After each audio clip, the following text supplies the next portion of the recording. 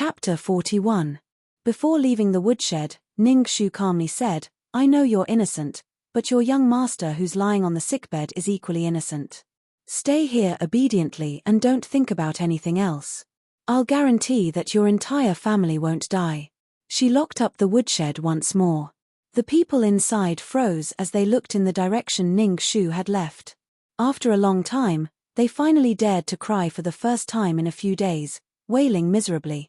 The immortals in the heavens only needed to move their feet to casually drop a speck of dust. To the ants on the ground, it was like a mountain. However, even ants had the luxury of wanting to live. After Ning Shu's explanation, they finally saw the huge iceberg hidden in the corner of the jade tablet. Forsythia only regained her senses after a long time, feeling a chill run down her spine. First, it was the invisible poison that killed people. Then, it was the sudden appearance of a female ghost and a bloodletter. Now, it was related to the Empress's maiden family. Heavens, this case was simply too terrifying. Fortunately, Forsythia wasn't a coward as she followed Ning Shu around. After a while, she asked, "Young miss, should we investigate the imperial uncle's estate or the bloodletter that suddenly appeared?" Ning Shu had her own thoughts. "There's no rush to investigate the bloodletter. Although it seems suspicious, my master's books have recorded several methods of creating something out of nothing. However, we can only determine which method it is the next time the bloodletter appears." She didn't have the time to sit around in the Yun residence and wait. If the female ghost didn't appear, wouldn't she have to wait for 15 days? She had already arranged for Zi Gui to guard the Yun residence in advance. She didn't believe that ghosts existed in the mortal realm, unless the black and white impermanents were idle. Taking a step back, even if there really were ghosts, they would have to first fight with her, an old ghost of 7 lifetimes. As for the imperial uncle's estate, it's a little arbitrary to associate it with the Cow family based on a jade tablet that only 2 servants spoke of. So, let's put these 2 matters aside for now. Ning Shu blinked. Right now, let's go take a look at Beauty's voice.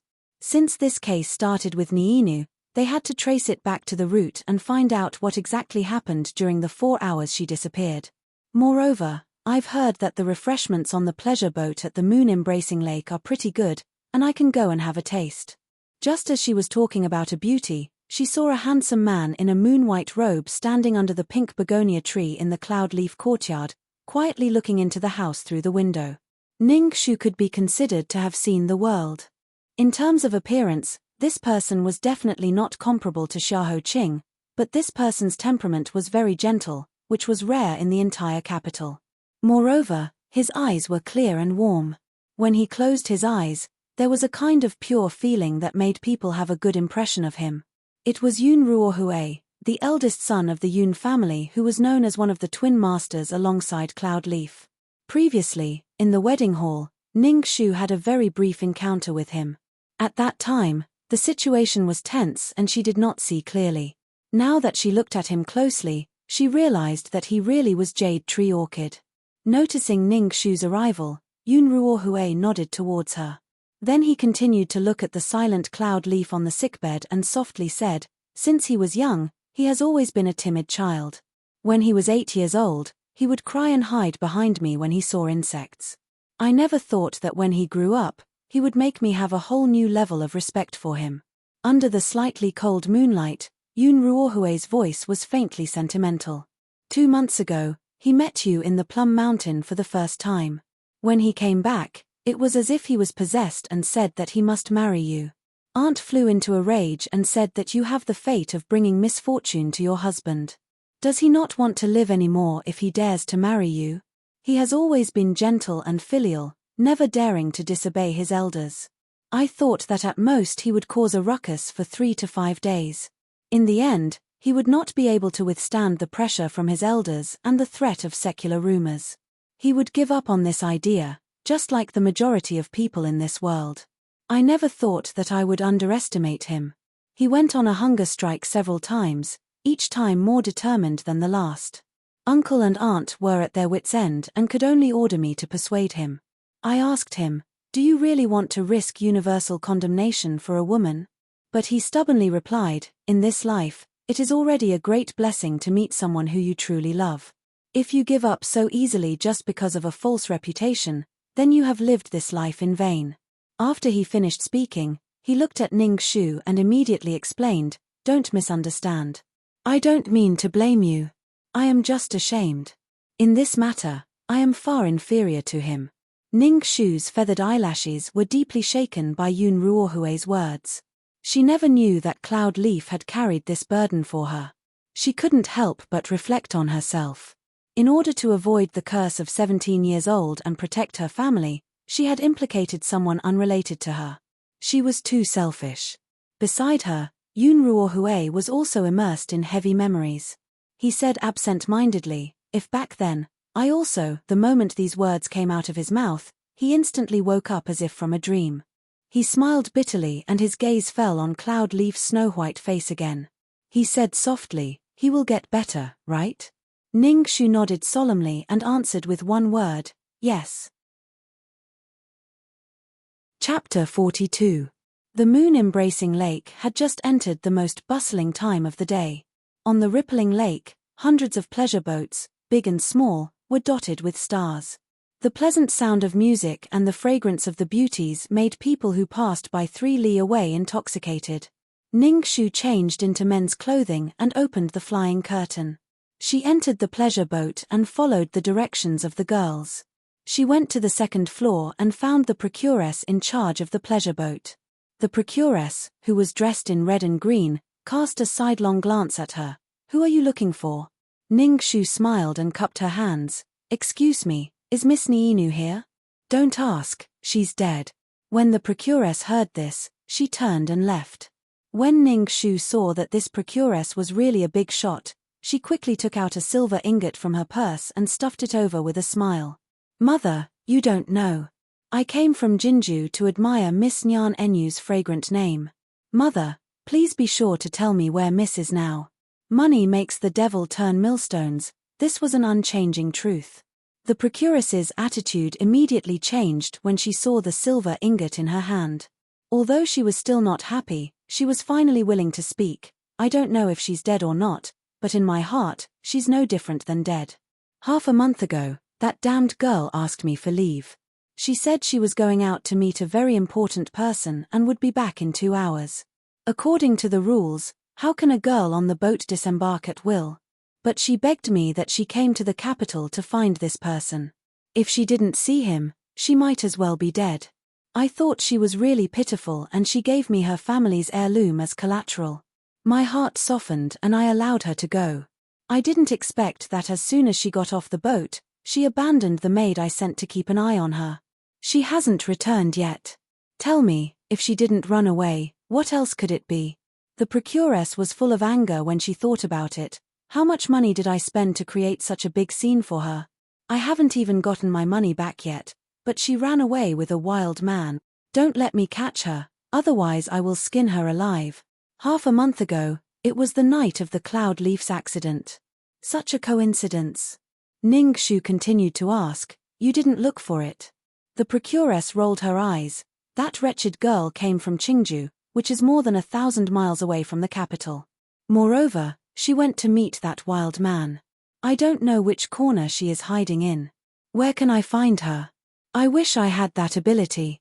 After pondering for a while, Ning Shu smiled apologetically and said, "I won't hide it from Mama. Actually, I am a servant of the Jiang Fu. Half a month ago, my family's 4th young master and Yun family's young master visited Miss Niinu's place.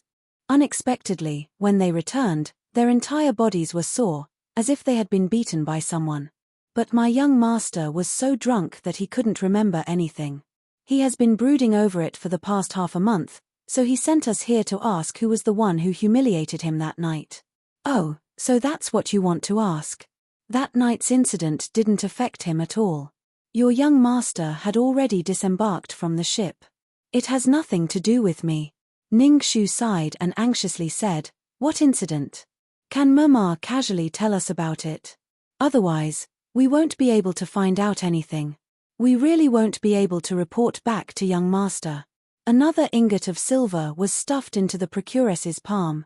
The procuress saw that her attitude was sincere, and that she was thin and weak, like a delicate and pitiful little girl, so she kindly said, all right. Who told Mama to be so kind-hearted that I can't bear to see people suffer? I'll tell you about it. That night, nearly 100 scholars gathered in front of my pleasure boat to compete in poetry. The final winner was Niinu's guest that night. That situation was truly lively. In my opinion, several of the young master's poems that night were very good. Among them, there was no lack of people who spent lavishly.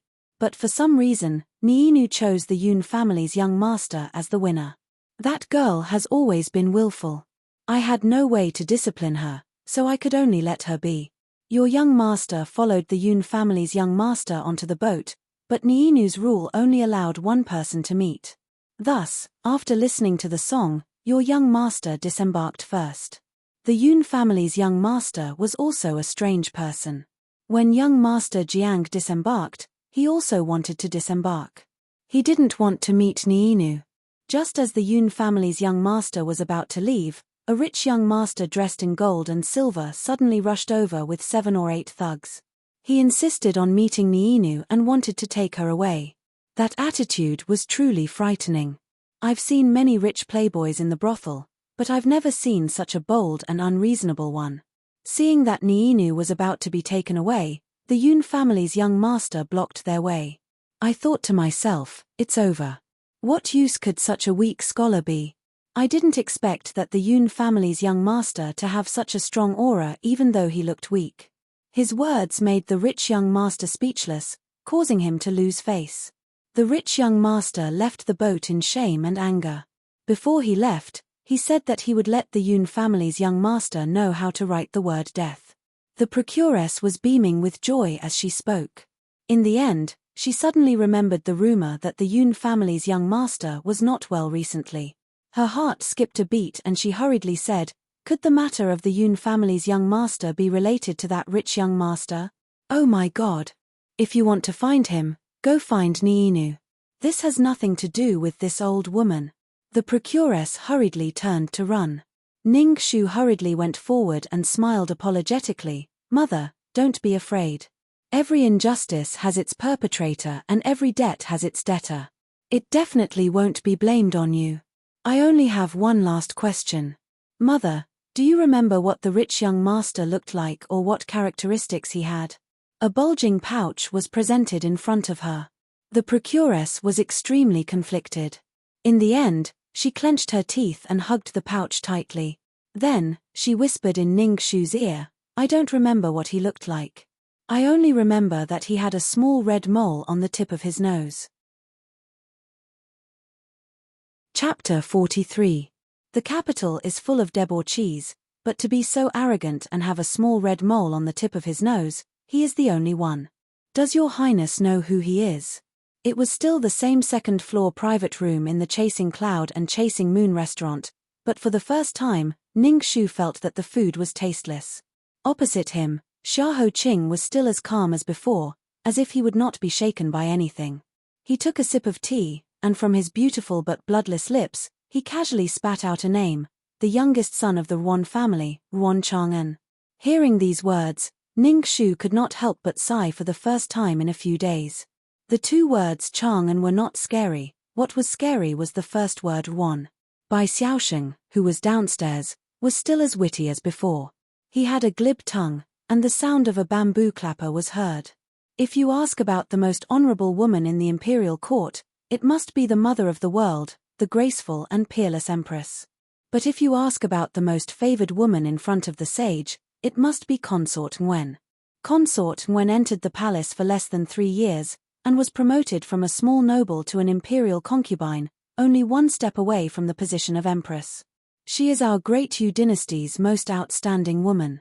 Does anyone know who had such a glorious record? Bai Xiaosheng had just whetted everyone's appetite, and then immediately said, I can't say.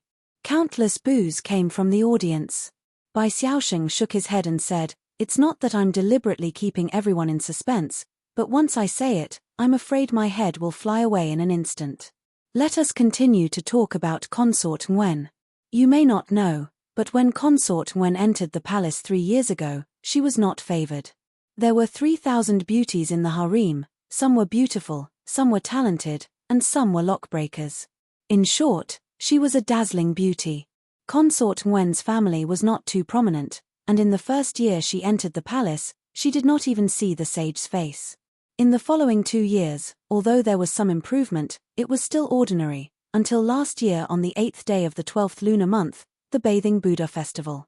In fact, many people knew about this part, but it didn't stop them from continuing to listen with great interest. Let's talk about that day. Today, His Majesty led the harem to Wonfo Temple to watch the Bathing Buddha ceremony. Just as the ceremony was about to end, a strange light suddenly descended from the sky and landed on Lady Ruan at that time. Jin Sheng was shocked. He thought it was a demon, but when he took a closer look, it was actually a 7-colored Buddhist light. Ruan Siren's body was glowing with Buddhist light, making him look like an immortal or a god. Then, he heard Sanskrit chanting coming from the horizon. The tens of thousands of people present exclaimed in admiration and knelt down in worship. A man below the stage stood up excitedly. I know. I was there at that time, and I have to say that it was a miracle. Under the Buddhist light, the imperial concubine looked dignified and holy. Her beauty was enough to cause the downfall of a city. Anyone who saw her would feel as if they had met a celestial being. His companion next to him laughed. Don't brag. You were right next to me at that time. There was a huge crowd in front of you. It's already impressive that you could see 1 nose and 2 eyes of the imperial concubine clearly.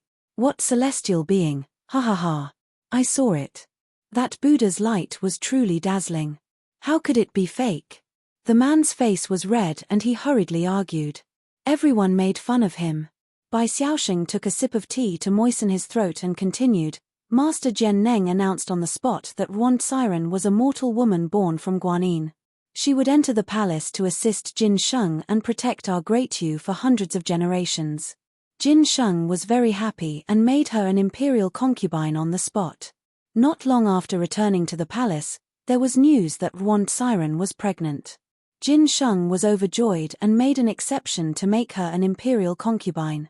Carefully calculating, from a 5th-ranked talent to a 1st-ranked imperial concubine, it took less than 100 days.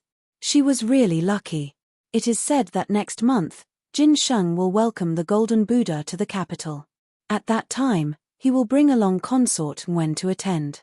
At that time, I'm afraid that hundreds of thousands of people in the capital will be there to watch. They will be able to see the imperial concubine's elegance and receive the protection of Buddha's light.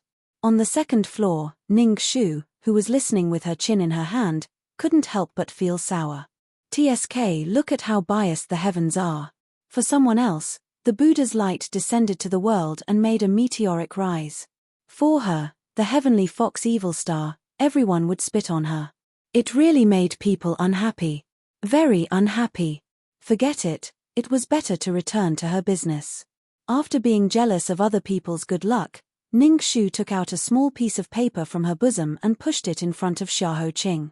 I spent 80 taels of silver to ask the artist to roughly draw a small portrait according to the description of the brothel madam and several servant girls. Then, I took this small portrait and waited for an entire day at the gambling house that Ruan Chang'an frequented. Finally, I found him. He is 80% similar to the portrait. That night at the moon-embracing lake, the one who had a conflict with Cloudleaf should be him, Ruan Chang'an. Chapter 44. Even though Ning Shu was prepared that this case wouldn't be simple, she didn't expect that the Empress and the imperial consort would be implicated. One of the noblest women in the court, one of the most favored women in front of the emperor, any one of them could crush her, little Ning Shu, like an ant.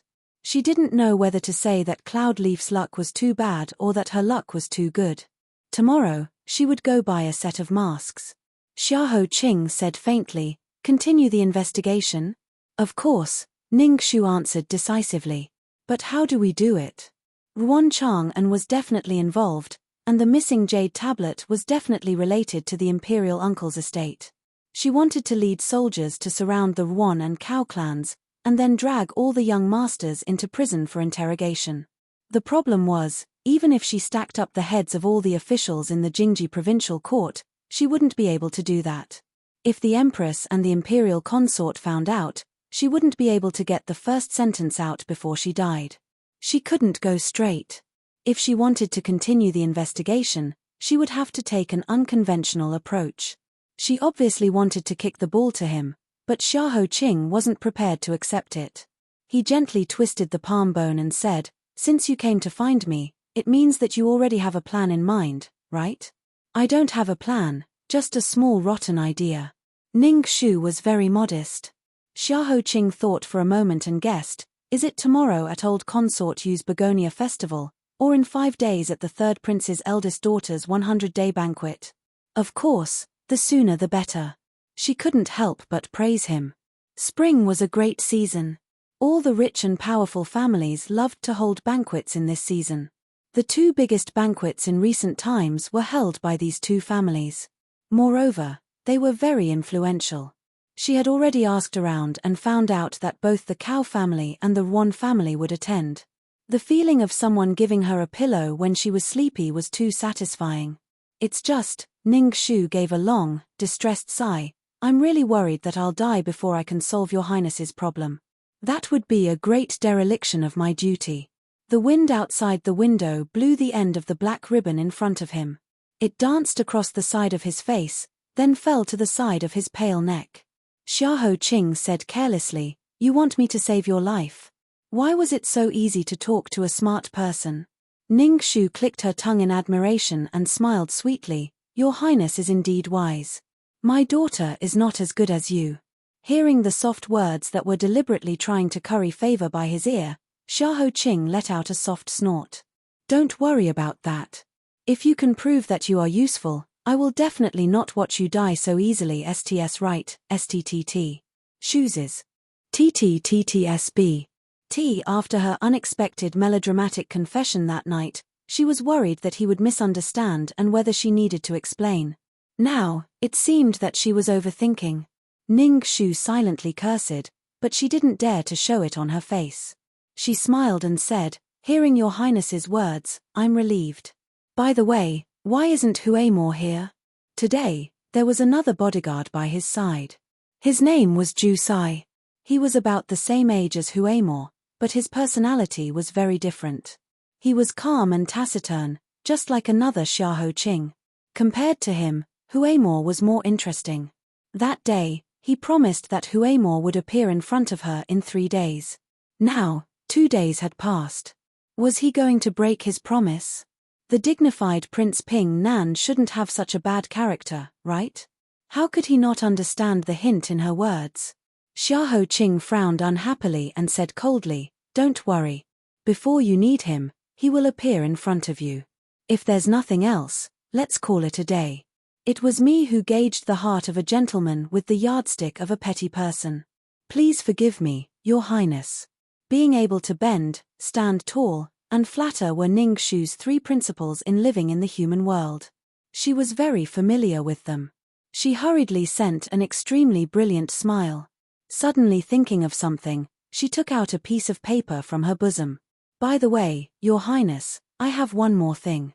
I spent a total of 120 taels of silver on the investigation in the past few days. It's all on this bill. If Your Highness is responsible for all of it, it will be biased and I'll feel bad. How about this? You and I will each pay half of the investigation expenses. In the future, all the investigation expenses will be the same. What do you think? Of course, if Your Highness insists on paying more, I can only reluctantly not embarrass Your Highness." Her words were full of righteousness. It was as if she wanted to flaunt the sentence, "I'm a good person if I don't take advantage of you," on her forehead. There was a short silence. There was a slight breeze, and the fragrance of tea was melted. Ju Sai looked at the usually calm Prince Ping Nan in surprise. She was so angry that she smiled. Then, her sleeve shook, and the bill in Ning Shu's hand was invisibly swollen. She threw the bill into the fire that was boiling tea next to her and burned it. His Highness stood up and said coldly, "Where is the bill you mentioned?" Ning Shu was tongue-tied. Chapter 45. It turned out that although His Royal Highness denied the debt, his character was not bad. The next day, Ning Shu saw a person standing in front of her respectfully as soon as she went out of the house. Baiji, who was serving in her courtyard, lowered her head and walked over. She bowed to her and said, "Greetings." Eldest Miss Ning Shu looked at Baiji and suddenly frowned. She took a few steps back and looked at her from afar. She asked, "Who are you?" Baiji was a little surprised. "I'm here to serve." Miss Ning Shu curled her lips and looked at her. Her usual gentle smile was a little cold at this time. "Your appearance is almost the same, and your behavior is also very similar. But there is one thing. The rules in my courtyard are different from other places. You don't have to salute me. If you don't tell me the truth, I have to call the soldiers." Forsythia. Forsythia was ready to shout, but Baiji hurriedly came forward and confessed, "My good Forsythia, don't. Lady Ning, I'll tell you. I'm Hui Mo." It was a woman's voice at first, but when she said her name, it was a man's voice. "Ah!" Forsythia couldn't help but laugh out loud.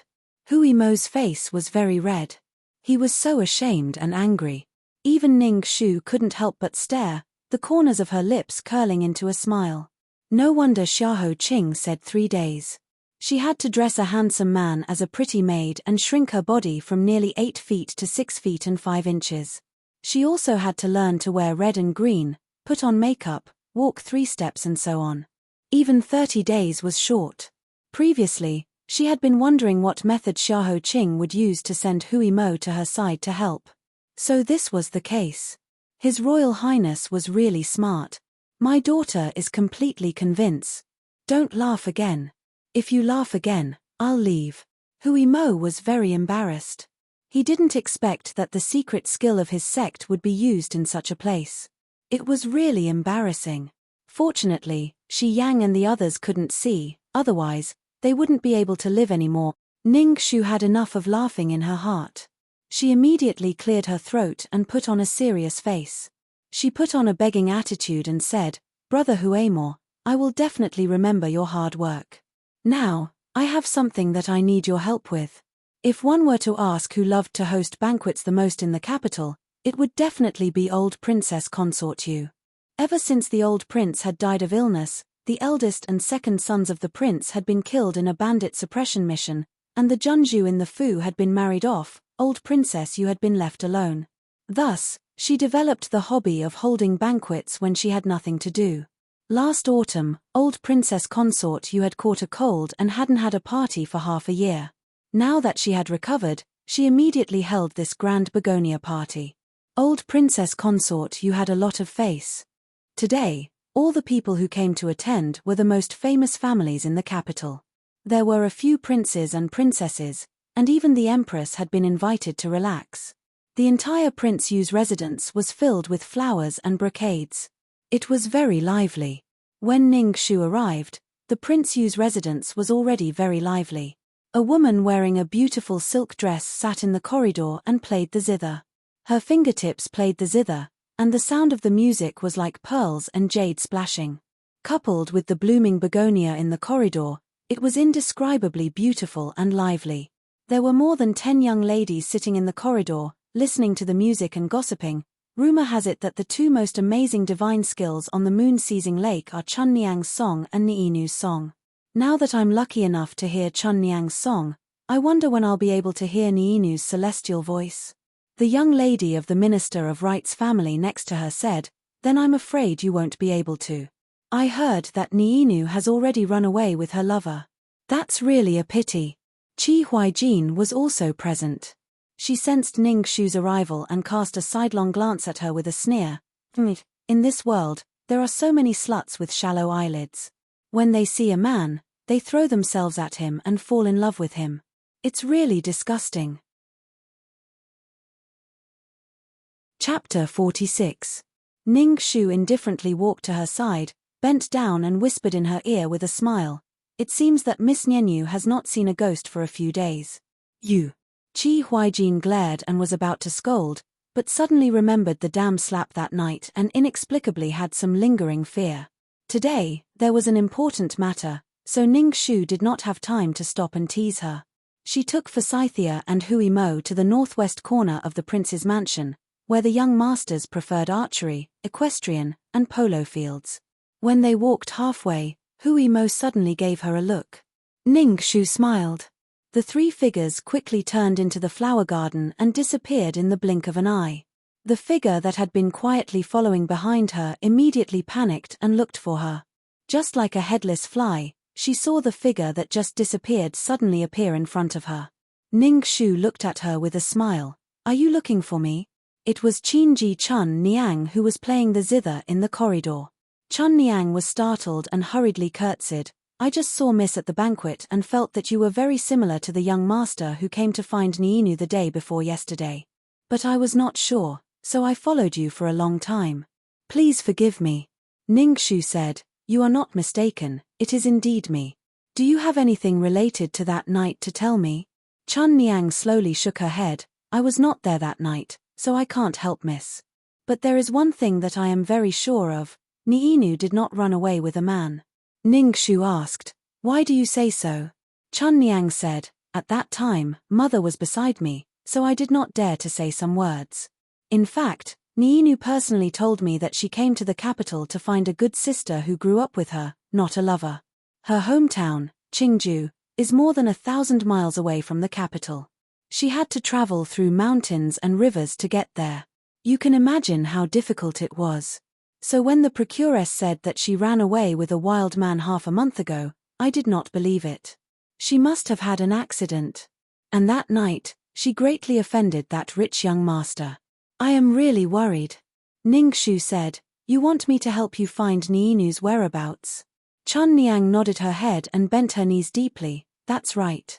People like us are like duckweed, and our lives are worthless than paper. Even if we die in some muddy pit, no one will stop to look at us. Therefore, I beg miss, if it's convenient for you, can you go to the Yamen and ask around? Perhaps you can save her life." This servant kowtows and thanks miss. Ningxu helped her up. "Well, I'll help you ask the government. If I get the news, I'll send someone to tell you." Chun Niang was overjoyed and bowed deeply again. "I can't thank you enough." After Chun Niang left, Huemore walked awkwardly like a woman and whispered, "There was a conflict that night. Mr. Cloudleaf was poisoned and Niinu was missing. I think this matter must have something to do with the brother of the imperial concubine." Ningxu lifted the corner of her skirt and continued to walk forward. Soon, she stood on a small slope with a wide field of vision. "Simple, just ask Ruan Chang-en and you will know." Her eyes fell on a heroic figure wearing a purple jade pendant on the archery field. He was holding a bow and arrow and shot through the target, hitting the bullseye. The onlookers applauded and the scene was very lively. Although Ruan Chang-en was famous for being a playboy, she had to admit that he had some ability. For example, his archery skills in the written test were indeed superb and ranked among the top in the capital. From the beginning until now, he had won 3 rounds in a row. Moreover, he was the youngest brother of the most favored consort Wen in the imperial court. Who dared not to give him some face? Everyone applauded. Amidst the dozens of praises, a soft and light voice suddenly pierced through the crowd. The voice was extremely pleasant to the ears, but the content of the words was extremely hateful. "I've always heard that the 4th young master of the Ruan family has outstanding archery skills, and that he is able to shoot wild geese from the sky. That's why I specially came today to meet him. I didn't expect him to be so mediocre. It's more interesting to watch the ladies throw pots." Chapter 47. Ruan Chang-en's bodyguard immediately scolded, "Whose girl are you? How dare you be so presumptuous in front of my master?" The crowd quickly dispersed, and they saw a slender and delicate figure, standing there quietly like a blooming begonia flower on a tree. Her faint smile was already very eye-catching, and the words she had just said were even more eye-catching. Someone next to her quickly recognized her. "She is the celestial fox Jinx who brought misfortune to her husband after 3 marriages, Duke Ning's daughter, Ningxu." Ruan Chang-en, who was in the middle of the crowd, heard the news and pushed aside the people around him. He looked at her up and down with contempt, and then sneered, "So you are Ningxu? A little girl dares to talk nonsense in front of me. Do you want to die?" But Ningxu said innocently, "Is what I said wrong? It's just archery. Even my maidservant and I have better accuracy than you, young Master Wang. Why don't we have a competition? Suddenly hearing that she took the initiative to propose a competition, the people around were stunned and burst into laughter. Did the miss of the Ning family lose 3 husbands in a row and become stupid? Ruan Chang'an was quite confident in archery, and there was no reason for him to not dare to accept the challenge. Well, since you dare to be so arrogant, I will let you see my power today. Ning Shu suddenly said, wait. Ruan Chang'an said disdainfully, are you afraid? Kowtow to me 3 times immediately, and I will spare you today. Ning Shu gently shook her head and smiled, Mr. Wan, you may not know, but if you want to compete with me, Ning Shu, there must be a prize. The loser has to answer 3 questions from the winner, and no matter how difficult or embarrassing the questions are, he must answer truthfully, or his life will be reduced by 3 years. Only those who can afford to play and dare to play can participate. If you can't afford to play, you should forget about it. The weather was good today, and a light pink begonia petal broke off from the calyx and brushed her hair. The warm light fell on her smiling face, and people were stunned for a moment. But Ruan Chang'an quickly recovered and sneered, who said I can't afford to play? You just have to pray that you don't cry too badly later. Ning Shu said neither hurriedly nor slowly, then let's do the same as before. Each of us will send 3 people to compete in turns. On my side, it will be me and my 2 maidservants. Young Master Wan, please feel free to do as you please. Ruan Chang'an sneered, that's good. I took out the 2 attendants beside me. If I lose to a woman, my name will be written backwards from now on. Ning Shu looked at him with admiration. Young Master Wan is indeed heroic. My daughter admires you.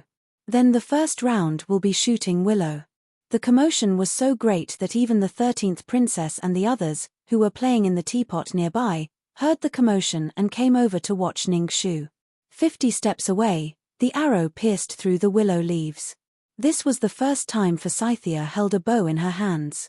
Her whole body trembled. Fortunately, the young miss had already told her that it was okay to lose, so she mustered up the courage to shoot the first arrow. But that arrow was really ugly. It didn't even touch the willow tree's shadow before it fell to the ground. Everyone burst into laughter. The result was naturally Ruan Chang'an's victory. The second round, shooting down the flying flowers. Compared with the motionless willow tree, it was more than twice as difficult to shoot down the falling flying flowers. Even the attendants that Ruan Chang'an trusted missed. Others were waiting for Ning Shu's second maidservant to lose face again.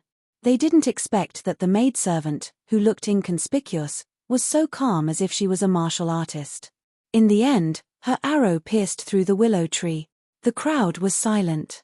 Hui Mo disdainfully curled up the corner of his mouth. Everyone in Lord Pingnan's mansion knows some small tricks. It's not worth making a fuss over. Ruan Chang'an's face suddenly changed. He gritted his teeth and said, lucky. Your maidservants were in the first 2 rounds. It should be your turn in the last round. Ning Shu smiled and said, okay. Ruan Chang'an was very impatient. What's the last round? Ning Shu seemed to be stumped by the question. Her face showed an awkward expression. Her eyes slid around and finally fell on a plate of bright and attractive cherries. Chapter 48. Baiji, look, the cherry from the vassal state is so cute. How about this? In the last round, we will be each other's target and put the cherry on top of our heads. I will stand under this scarecrow. If Child Wan can shoot the cherry on my head, Child Wan will win. Before he finished, Ning Shu suddenly smiled shyly. However, Child Wan, I am really sorry.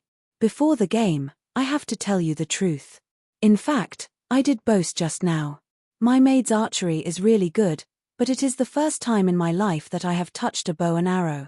If I accidentally hurt you later, I hope you will forgive me. What? Ruan Chang'an's eyes widened instantly, and his face was full of anger. Ruan Chang'an was about to blame her for setting a trap for him, but he heard Ning Shu frankly 1 step ahead. In order to prevent Child Wan from mistakenly thinking that I deliberately set a trap to deceive you, you will go first, and I will be the target. If Child Wan dares to compete, then come. Others heard and sneered at her, mocking her for overestimating herself. If she shot first, she could threaten Yuan Chang'an with it.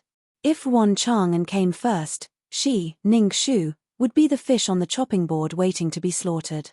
Wouldn't it be all up to Yuan Chang'an? Even Yuan Chang'an looked at her in confusion. He was not sure if Ning Shu was crazy. However, he heard Ning Shu whisper in a voice that only the two of them could hear, "Child Yuan, rest assured. As long as Ning Shu is alive later, the game will be played to the end." After that, she smiled and put the red and attractive cherry on top of her head, and walked to the scarecrow without fear in everyone's eyes. Yuan Chang'an was sluggish for a moment, and suddenly his brain exploded. He suddenly understood what Ning Shu was playing. If he won and she was safe and sound, then she, who had already shown that she was rusty in archery, would accidentally shoot him with an arrow, and others could not blame her. After all, she had already explained everything. He took the initiative to accept the game, and his death had nothing to do with her. But what if he lost? If he lost to a woman today, he would definitely lose face in the entire capital and be ridiculed by countless people. Moreover, her words earlier had clearly hinted to him that even if he intentionally missed and injured her, as long as she was still alive, she would still pick up the bow and arrow and kill him. He finally saw clearly that she was not competing with him in archery, but in courage. She, Ning Shu, was not afraid of death, but did Yuan Chang'an have the guts to kill in front of the Empress, old Princess Consort Yu, and half of the city's nobles? He, Yuan Chang'an, had always boasted himself as the #1 playboy in the capital. There was nothing he didn't dare to play or compete with. But for the first time, he felt cold sweat all over his body. That feeling was called fear. Therefore, in today's match, even if he won, he would still lose. If he lost, he would still lose. The best way was to not compete at all. Today's weather was really beautiful.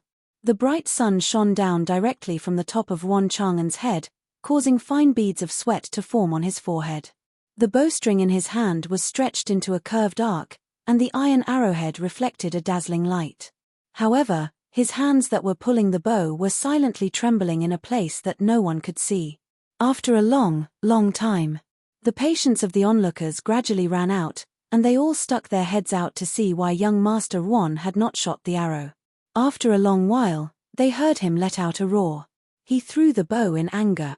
No one would have guessed that there would be a day when the insufferably arrogant Yuan Chang'an would take the initiative to admit defeat, and the person he admitted defeat to was the infamous young Miss Ning. They heard Ning Shu, who was just a fish on the chopping block, take the tempting cherry on top of her head unhurriedly, put it in her mouth, and spit out a pearl-like core.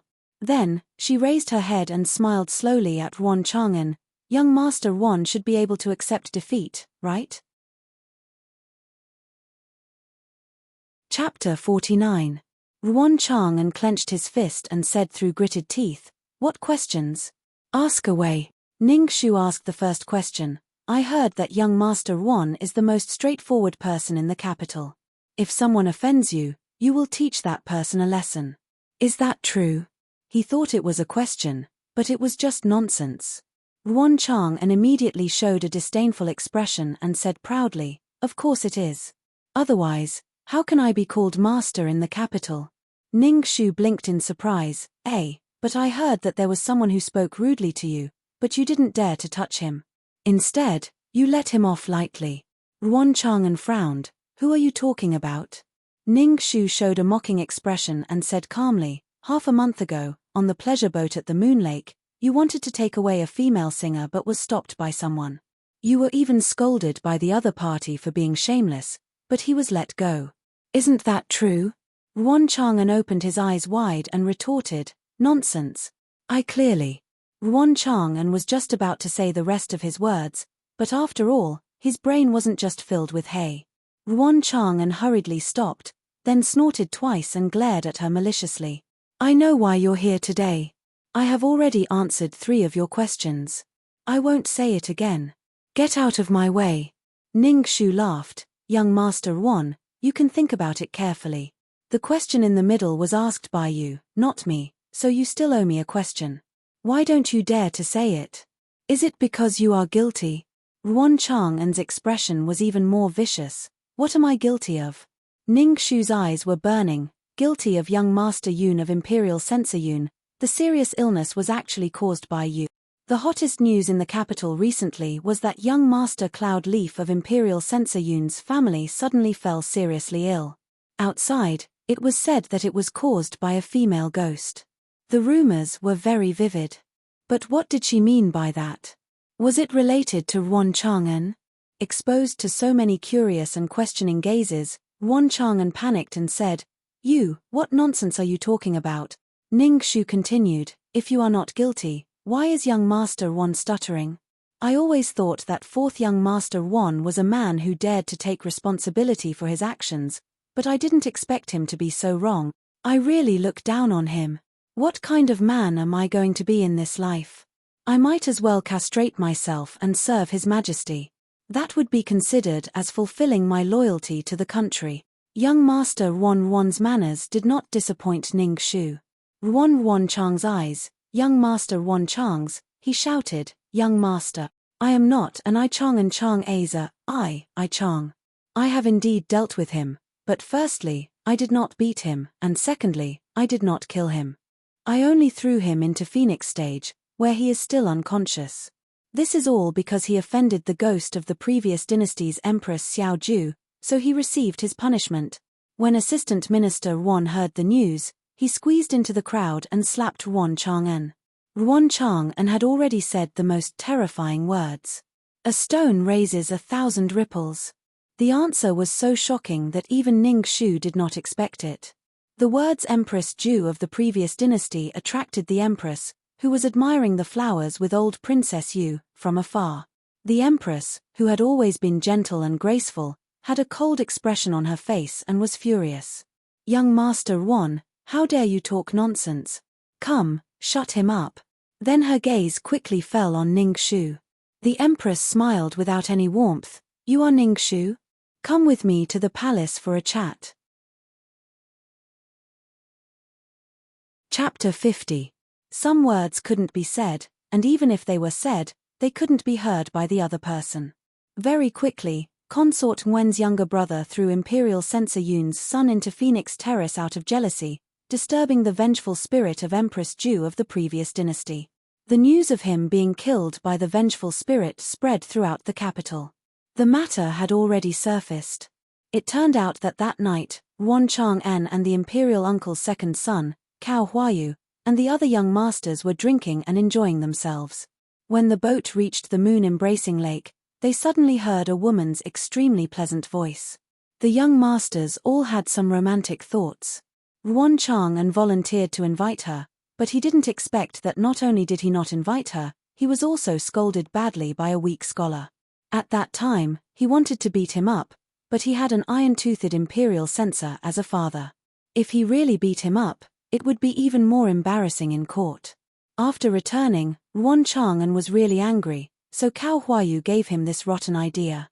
They would drug Cloud Leaf and send him to the abandoned Phoenix Terrace to give him a good scare.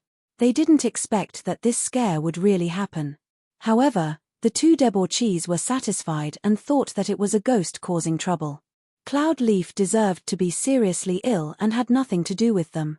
It was just that during the kidnapping that night, the Cao family's guards accidentally lost the jade pendant. The two debauchees were slightly worried, so they secretly sent someone to the Yun residence to steal the jade pendant back. Old Princess Yu didn't expect that the 3 words Empress Ju, which had been forgotten for 25 years, would actually return to the capital in this way. Below her, the 13th princess, who had always been taken care of by her, asked intimately, "Who is that Empress Ju?" Why was Imperial Mother so angry at that time and immediately threw Yuan Chang'an into prison and summoned that Ning Shu into the palace? Old Princess Yu gently stroked her soft hair. At that time, the people all said that the current Empress's family was Jingzhou's Cao family. However, in the past 25 years, who didn't know that the Ju clan of Jinzhou was truly a noble clan? Compared to the Ju clan, the Cao clan was simply not worth mentioning. The Ju family of Jinzhou had been passed down for 800 years, spanning 3 dynasties without declining. It had produced 21 prime ministers, 6 empresses, and many other officials, both high and low, like carps crossing the river. None of the members of the imperial family with the surname Xiao could guarantee that they did not have a trace of the Zhu family's blood on them. When it was at its peak, most of the court officials stood on the Zhu family's side. This kind of honor and favor rose to the peak when it reached the late emperor. The first empress of the late emperor was from the Zhu family, but that empress was unlucky and died of illness before the age of 30. Shortly after, the former emperor took a second woman from the Zhu family into the palace. When she first entered the palace, she was first conferred the title of noble lady according to the ancestral rules. Later, she was endlessly favored by the emperor. In just a few years, she was promoted to noble consort. This speed of promotion shocked the entire harem. In another year, she would give birth to a prince and sit firmly on the throne of the empress. No one would be able to stop her. The former emperor was tightly controlled by her. Even though she was no longer young, the former emperor still spent millions to build this Phoenix Terrace for her when she was 40 years old. When Phoenix Terrace was completed, it attracted the worship of countless people. Because there was already an Empress Zhu before her, the people respected her as Empress Zhu. Old Princess Yu was still feeling unwell and started coughing after speaking for a while. The 13th princess hurriedly served her tea. Old Princess Yu took 2 sips and continued speaking. Her old eyes seemed to have returned to the glorious and bloody scene from more than 20 years ago, along with the slightly hoarse voice. It's already rare for a woman to have a good background, and it's even rarer for her to have a world-toppling appearance. If she also has outstanding intelligence, then the heavens really pity her. Empress Zhu is such a woman. When the former emperor trusted her the most, not only did he allow her to participate in politics, he was even willing to hold her hand and sit on the dragon throne together. The 13th princess asked curiously, "Isn't that very impressive? But why have I never heard imperial father mention this empress?" Old Princess Yu's voice was incomparably aged. Because no one would have thought that such a glorious Empress Zhu would suddenly go crazy 25 years ago. She was so crazy that she didn't recognize her own family and lost her mind.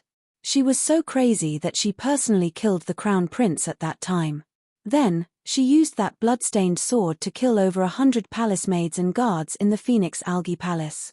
She didn't even let off her own daughter who was only a few years old. In the end, she burned herself to death in Phoenix Terrace, and because the former emperor was too grief-stricken, he also passed away not long after. Everyone said that the former emperor was too deeply in love with her and couldn't bear to see her lonely in the Yellow Springs, so he specially went to accompany her. Of course, there's also a guess that he didn't dare to say. Old Princess Yu almost blurted out the following words, but fortunately, she stopped in time. The 13th princess was so shocked that she took a deep breath and muttered, "Such a terrifying thing actually happened. That Ning Shu exposed the matter to this extent, is she?" Old Princess Yu nodded lightly and sighed. "Yes, terrifying things happen in every dynasty and every generation. I'm afraid that little girl from the Ning family won't be able to survive." Chapter 51. In the Phoenix Algae Palace. Although she was nearly 50 years old, Empress Cao's face was still well maintained. Not a single wrinkle could be seen.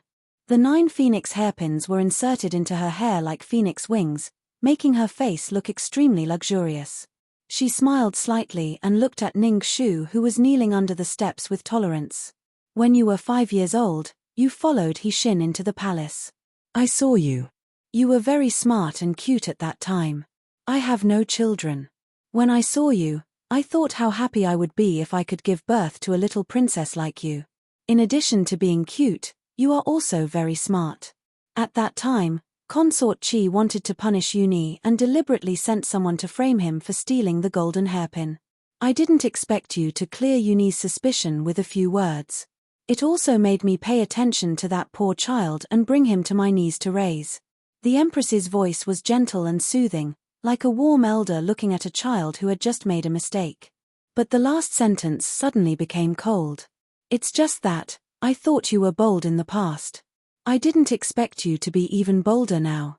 Ning Shu quietly knelt on the cold and hard golden bricks, motionless.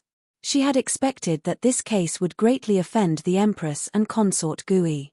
But in the end, it involved the secret of the previous dynasty, which was really beyond her expectations.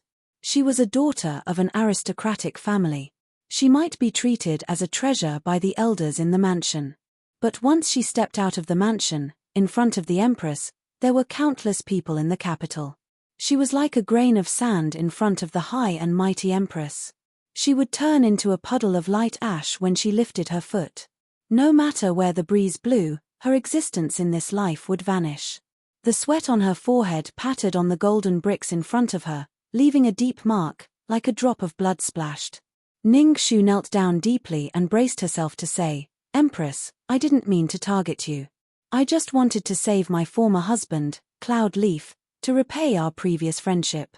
Empress Cow looked at her coldly. "Since you have investigated all the way, you must know about the jade pendant engraved with my cow family's emblem. Are you deliberately going against me?" She had just revealed a trace of killing intent when she heard some noise from outside the hall. "Who is outside?" A palace maid came in to report. "Niang Niang, His Highness the Sixth Prince requests an audience." Empress Cow frowned unhappily. "Tell him that I don't want to see him today. The matter of suppressing the bandits in Mount Flame Breath is not over yet. Tell him to come see me after he finishes his business." The palace maid immediately retreated upon receiving the order. Not long after, she turned back and timidly reported, "Niang Niang. His Highness said that if you don't see him, he will kneel outside the door." Originally, the Empress's expression was still quite indifferent. She didn't expect that when she heard this, she suddenly let out a low laugh. "I was still hesitating whether to kill you or not, but Yun Yi, that child, has always been sensible and has never dared to disobey me. You are the exception. Since last year, he has often come to beg me to grant you a marriage, but I have already refused twice. A few days ago, your marriage with Cloud Leaf fell through, and he came to me again. Now, he was playing this game with me again. It seems that if I don't punish you, it will be unreasonable." She gently turned the jade ring inlaid with gems and slowly said, "I'm afraid you don't know that although the Imperial Palace is dazzling with gold and jade everywhere, there is actually no place that hasn't been stained with blood. For example, this Phoenix Algae Palace is where you are kneeling now. It is the place where Empress Ju beheaded the crown prince of the previous dynasty 25 years ago." Ningxu's heart suddenly jumped, and she instantly understood what she meant. She was ready to make a move. Xiahou Qing. Xiahou Qing. Chapter 52. Caizhu Empress Cow's voice had just sounded when a palace maid outside the hall reported, "Niang Niang, the heir of the South Pacifying King has arrived." Ningxu's heart, which had almost jumped out of her chest, was finally able to catch her breath. Everyone knew that among the nephews of the next generation, the Empress favored Xiahou Qing the most. Hearing his arrival, Empress Cow's cold face suddenly relaxed a bit. She withdrew her sharpness and said with a faint smile, "It's rare for him to come. Invite him in." The thick vermilion door slowly opened. A gust of spring wind first slipped through the crack in the door, sweeping a corner of a black cloak embroidered with dark red sandalwood patterns into the hall. Then, it was his boot that leisurely stepped over the threshold. A green jade hairpin tied up a portion of his black hair. The rest of it hung behind him, blowing in the wind. There was no need to look at his face to feel that he was full of charm. Xiahou Qing's expression was extremely calm. When he passed by Ningxu, he didn't even pause. With Juice's support, he walked directly to the Empress. Empress Cow brushed her sleeves and warmly said, "Heir was summoned by His Majesty to accompany the Empress. How come you have the time to come to this Empress's place?" Xiahou Qing used his most usual cold voice to say, "I happened to hear that someone was extremely daring and offended the Empress, so I came to ask Niang Niang to kill her." She thought he was going to say something, but she didn't expect it to be this. Empress Cow's eyes flashed. She seemed to be in deep thought. Then, she slowly let out a sigh, "But now the entire capital knows. Is there any use in killing her?" Xiahou Qing thought for a moment before casually saying, "Since there's no use, then leave her life to atone for her crimes. After all, to be able to investigate to this extent, she doesn't sound like a piece of trash." After entering the hall for so long, he was finally willing to give her a bit of his attention. The tip of his foot lightly kicked her leg. "Are you stupid?" Tell me what you think. Ning Shu suddenly reacted and heard her heart thumping. She hurriedly took a deep breath and forced herself to calm down. She spoke to the Empress in a clear voice. There are two obvious explanations for this case. First, it's really because of the wronged spirit of Empress Ju. Cloud Leaf offended Empress Ju's resting place, so Empress Ju showed up and poisoned it. Second, Yuan Chang'an held a grudge against Cloud Leaf for offending Cloud Leaf, so he and others conspired. She tactfully avoided mentioning Cao Huayu's name and continued, they poisoned Cloud Leaf together and used the rumor of the wronged spirit of Empress Ju in Phoenix Terrace as a cover to clear their names. Hearing her unfinished words, the Empress slowly said, you still have an unobvious guess. Ning Shu nodded, yes, Yuan Chang'an can use Empress Ju as a cover. Similarly, someone can also use Yuan Chang'an as a cover. The Empress slightly leaned down the stairs. You mean, half a month ago, someone happened to have insight into the conflict between Yuan Chang'an and Cloud Leaf, so they quietly followed them and took the opportunity to attack Cloud Leaf and then frame Yuan Chang'an? Your Majesty is wise. Ning Shu sincerely bowed. I can't be sure, but it's possible. I always feel that there are a lot of strange things in this matter. Although Yuan Chang'an is physically developed, his brain is. Even if he wants to take revenge on Cloud Leaf, he can use many methods. At the very least, he can kill him and throw him directly into the mass grave. As long as the mouth is sealed, or simply spend money to buy a scapegoat, everything will be clean. Why would he go in such a big circle to throw him to Phoenix Terrace and then kill him? Isn't it superfluous? In addition, I asked Cloud Leaf's personal servant. At that time, they found Cloud Leaf by the moon-luring lake. If the two young masters really wanted to kill him, the shorter the contact time, the harder it is to be discovered. Why would they go through so much trouble to send him to Phoenix Terrace and then back to moon-luring lake? This really doesn't make sense. Her voice was very calm, but she methodically unraveled the suspicious points in the case one by one. The Empress obviously listened. What you said makes some sense. Is there anything else? Ning Shu's mind was like driving a precise water wheel. She kept thinking because she knew that any word she said could be the rope that could save her life. Chapter 53. Also, the singer who caused the dispute that night disappeared that night. According to her friends on the boat, she came to the capital to find a friend. After the dispute that night, she got the news from her friend and went out. If it was Yuan Chang'an who set her up to take revenge, how did he know that Niinu came to the capital to find someone? So based on the above points, I think that Yuan Chang'an might not be behind this case. After she finished speaking, the entire hall was silent. The Empress' eyes fell on her silently, changing unpredictably. Just as a drop of cold sweat was about to fall from Ning Shu's forehead, the Empress chuckled and slowly got up from the phoenix chair, walking down the steps to stand in front of her. This little mouth is really as cute as before. Forget it, He Xin and Duke Ning also had great achievements in the court. This time, for their sake, I'll give you a chance to redeem yourself. Remember, if you can't solve this case smoothly, don't blame me for having to get rid of you. Coming out of the hall, Ning Shu suddenly realized that her back was wet and cold. The moment the vermilion door opened, Xiao Yuni, who had been kneeling outside the hall, immediately got up to walk towards her, his eyes brightening. But the Empress' voice came from inside the hall. He paused, seeming to hesitate, but still decided to enter the hall first. When they brushed past each other, Xiao Yuni whispered in her ear, "Wait for me for a while." "Thank you, Your Highness, for pleading leniency for me. This little girl is very grateful, but this little girl still has matters to attend to, so I'll take my leave first." Ning Shu bowed to him solemnly and politely, then walked down the steps. Xiao Yuni immediately caught up, his eyebrows furrowed. "Why don't you believe that I have you in my heart?" Ning Shu sighed softly.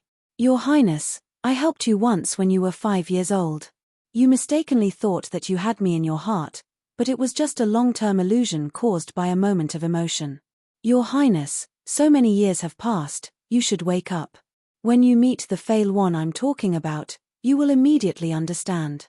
It's not like that, listen to me." He hurriedly chased after her, but the palace maid's voice sounded again. "Your Highness, Her Highness is waiting for you. Because of that moment of hesitation, he was no longer able to catch up. He looked in the direction that Ningxu had left and clenched his fists. Then, he gritted his teeth and turned to step into the Empress Palace.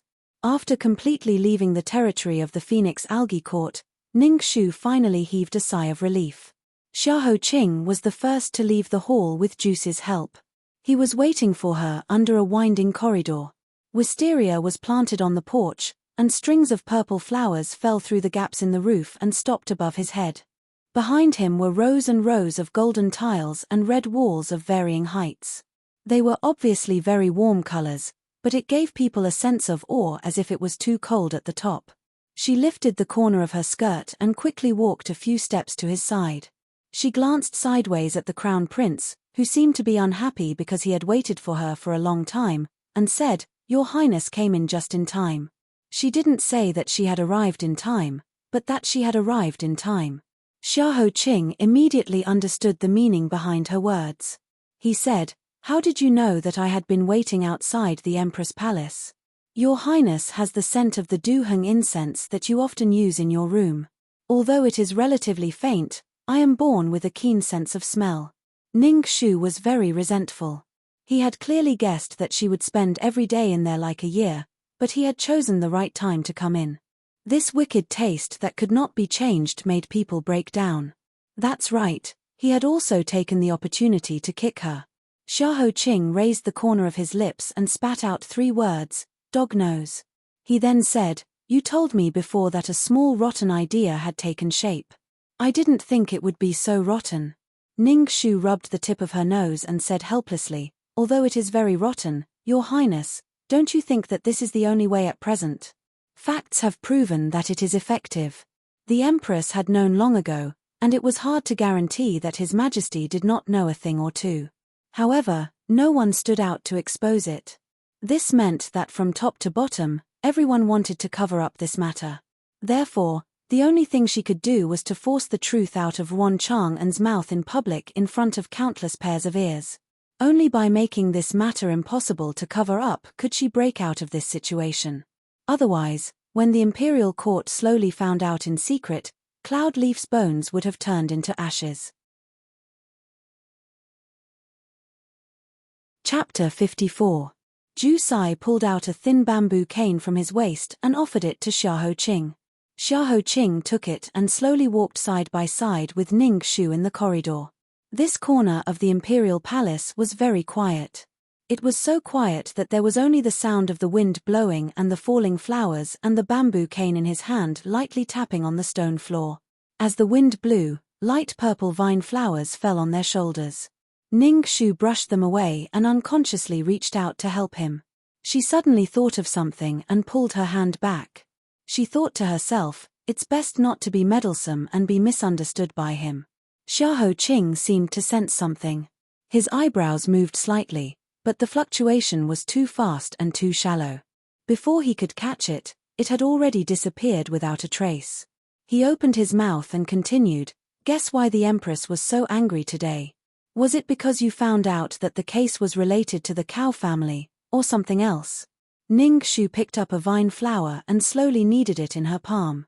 She thought for a moment.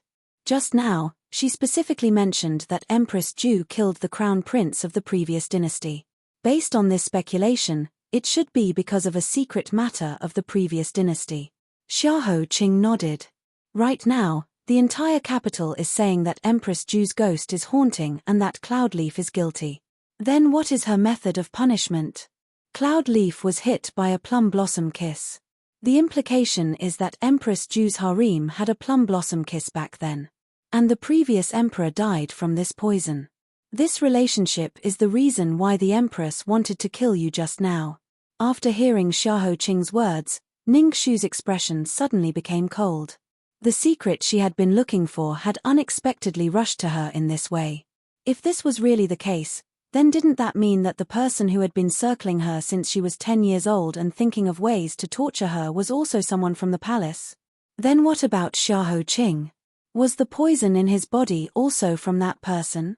There seemed to be a dark shadow controlling everything from behind, stirring up the chessboard and stirring it into an unfathomable abyss.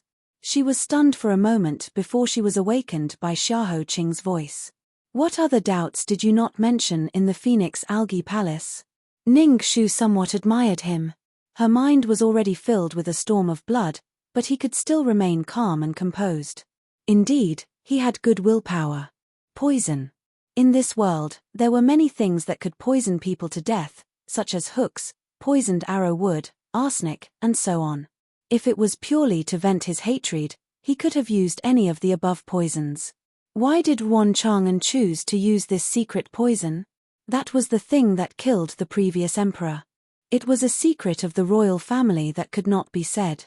Even if his sister is now the imperial consort, he wouldn't have the guts to touch such a thing unless he's crazy. Ning Shu shrugged. Of course, I can't guarantee that there's a 1 in 10,000 chance that he's really crazy. Just pretend I didn't say anything. But for now, other than being a little stupid, his mental state is still normal. Xiahou Qing raised another point. What was Niinu's role in this matter? Ning Shu nodded in agreement. Yes, she was just an insignificant geisha on the moon-seizing lake. Why would they do something to her? That night, did she see something? But it's still the same question. How did the person who did it know that she was looking for someone? In short, this mystery is very difficult for me to understand. I'm afraid that only by finding Miss Niinu can we solve this mystery. His Highness the Crown Prince ordered, so your task now is to immediately go and find her. Although she had this intention, couldn't he at least let her rest for a while? After all, she almost died for the 8th time. However, who told her to owe more and more favors? She didn't have the right to bargain, so she could only accept her fate and continue to work like a cow. Jin Sheng was still waiting for Xiahou Qing to accompany him, so Ning Shu left first. When she was about to leave, Ning Shu suddenly thought of something. She turned her head and asked, "Your Highness the Crown Prince, if I do my best and still can't find the secret of the plum blossom kiss, will you really let me be buried with you?" "I won't." Xiahou Qing's light-colored thin lips softly spat out these 2 words. The unexpected answer made Ning Shu extremely happy. Hey! So His Highness the Crown Prince was so magnanimous. It was her who gauged the heart of a gentleman with her own mean measure. But she heard Xiahou Qing continue to speak, his words full of sarcasm. "After death, I can only accept lying with another person unless that person is someone very close to me. You! The black tortoise outside my tomb is still lacking a person."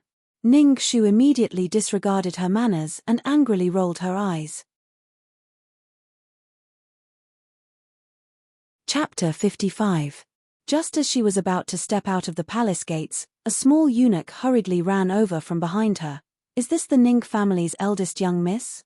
Please wait a moment, Imperial Consort Nyang will be here shortly." Consort Ngwen. After seeing one, she really couldn't escape the other.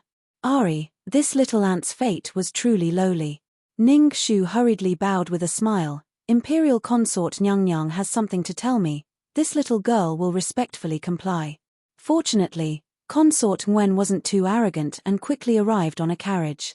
"Greetings to Imperial Consort Nyang." When she raised her head and saw her, she felt her eyes light up. She really was a beauty. Her entire body exuded a gentle and amiable temperament, which was very compatible with the Guanyin statue in the Buddhist temple. She was only in her early 20s, and her soft clothes gently protected her slightly bulging belly. Her hibiscus-like beautiful face and the embroidered white hibiscus on her golden pink large sleeves made for a splendid scene. She didn't even need to speak to know that she was in a flourishing age. Ning Shu thought to herself that at such a young age, she had to face the emperor who was older than her father. She really didn't know if she was lucky or unlucky. However, from Consort Ngwen's complexion, she didn't seem to be unhappy. No wonder it was said that if a woman in the imperial harem wanted to maintain their beauty, the best nourishment was power. Unlike the empress's threat to her life, Consort Ngwen was much more gentle. She even had a bit of guilt on her face. "I've already heard about the absurd things my younger brother did. My heart is filled with guilt. Just now, the Empress sent someone to tell me that she has given you full authority to investigate this case. If there's anything I can help with, please let me know." I definitely won't ignore this matter, nor will I be biased towards my family. As for the Yun family, please pass on my apologies. Afterwards, I will personally go to the Yun family to apologize to them. Don't worry, Imperial Consort. This little girl will definitely pass on your apologies. Ning Shu bent her knees and saluted. Her watercolored skirt fell to the ground, like the ripples caused by fresh rain falling into a pond. She was the clear and transparent raindrop on the ripples. Consort Wen beckoned for her to come closer. Her watery eyes were smiling as she looked at her. If I had a younger sister who was as quiet and beautiful as you, I don't know how much less worry I would have. Unfortunately, I don't have this good fortune. I only have a younger brother who is extremely mischievous. Every time I hear people talk about his various misdeeds, it makes me feel ashamed and speechless. Consort Wen heaved a long sigh. Ning Shu hurriedly replied with a smile, as the saying goes, a prodigal son turning over a new leaf is more precious than gold. When they were young, Xiang and Ying Wu were also mischievous and absurd. Later on, they suddenly repented, and worked hard to study. Just like before, they won the praise of 10,000 people. Fourth young master is still young. In a few years, Consort Wen will also have a whole new level of respect for him. The consort Wen really knew how to praise people. One moment, they had a daughter like her, and the next moment, they had a younger sister like her. She only hoped that when the case was solved in the future, if the result was not to their liking, they would remember their words today and be a little merciful to her. Girl, you really have a sweet mouth. Come, I have a bracelet for you. Consort Wen didn't know if she was trying to bribe her or if she really liked her, but she specially took off a golden bracelet inlaid with jade stones from her wrist and gave it to her. Ning Shu thanked her and respectfully sent off Consort Wen's sedan chair. It lifted up and disappeared into the layers of golden tiles and red walls. Finally, after acting like a grandson, Ning Shu rubbed her waist that had been bent for the entire day. It was really sore. Since Ning Shu was summoned to the palace by the Empress, Forsythia and Huemore had been guarding outside the palace gate. There were several other masters who had entered the palace as well. Some of their servants who were waiting outside saw that Huemore, who was dressed in women's clothing, was very charming and dared to flirt with him. Huemore used all his strength to restrain himself from punching them. He scowled and hid far away. He crossed his arms and leaned against the wall, making a posture that kept people 1,000 miles away. But when his arms just crossed his chest, he was touched by the 2 extra lumps on his chest. He then uncomfortably dropped his hands to his side. There were only 2 words in his mind: I want to die. I want to die. So when they saw Ning Shu come out, they both breathed a sigh of relief. One was finally relieved, and the other was finally not going to die. Forsythia, go back to the Duke's residence and report to father and mother. Let them be at ease. Oh right, go to Zigue and ask him if there are any discoveries in the Yun residence recently. Forsythia nodded and went to do it. Huemore's face was still dark. What about me? Ning Shu said, accompany me to drink wine with girls. Huemore's dark face suddenly turned red, and he was a little shy. He was picked up by Shizzy when he was a few years old and began to be trained in the prince's residence. There were many rules in the prince's residence and Shizzy didn't like the pretentious maidservants around him. So, he had not had intimate contact with a few girls. Previously, he heard from other guards that there were girls who were fragrant and soft, which made him very jealous. But Shi Yang Juicy and the others always said that he was still young and should keep himself clean. He didn't expect that he would have such a good thing when he just started to follow Lady Ning. He was a little excited when he thought about it. Suddenly, he felt that cross-dressing was not so abominable. Ning Shu looked at him up and down and sneered, "Don't worry, accompany me to watch others drink wine with girls. We are going to ask about the case. Why don't you go?" The little flame of excitement was instantly extinguished. Chapter 56. That wretched girl keeps her mouth shut all day long. She's not close to anyone. Who knows who she's looking for? Although Hui Mo changed into men's clothes, his face was still covered with baiji. Even if he couldn't eat pork, he still wanted to see a pig run. He followed Ning Shu to the most famous pleasure boat on the moon-luring lake. He didn't expect to see an old brothel owner instead of a beauty. He suddenly withered. The brothel owner said while trimming her nails, "I only know that she came from Qingju. 3 months ago, she came to my pleasure boat to perform. Then she said that she came to the capital to look for someone. People like us who hang around in the entertainment industry, who doesn't have a lot of troubles. She doesn't like to talk about it, and I don't like to ask. As long as she can make money for me, it's fine." Ning Shu was very patient. "Then, are the things in Niinu's room still there? Can you let us see it?" The brothel owner pointed at it and said, "She's gone. Why should I keep her room? She packed it all up and threw it in the utility room. You go in and find the blue bag." Under the guidance of the brothel owner, Ning Shu found the bag. The bag was very small. It could be seen at a glance because there was nothing valuable in it. There were only a few old clothes and used rouge and powder, which no one wanted. Hui Mo stepped forward and carefully checked it several times, but he didn't find anything. Then he shook his head at Ning Shu in disappointment. Ning Shu was prepared. She looked at the brothel owner. "Where are her papers and other things?" The brothel owner was angry when she thought of this. She must have planned it early that night and took it away. "I remember that I locked it in the cupboard. I don't know when she stole it. I trusted her so much. She's really heartless." Ning Shu frowned. It seemed that the other party was very careful. If she didn't investigate the cloud leaf case, no one would find that a singer on the moon-luring lake disappeared silently, as if she had never existed.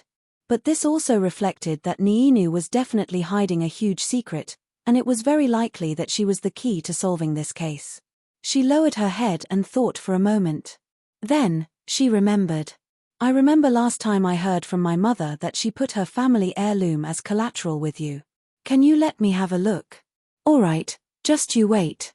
The procuress went to her room and searched for a long time before coming back. "Here, it's just a thin bracelet. It's less than 5 qian worth of gold. Only these gems are worth a little money. She even coaxed me that it was passed down from her ancestors and was very important to her." I really believed her nonsense. Ning Shu took the bracelet and looked at it carefully. It was just an ordinary bracelet.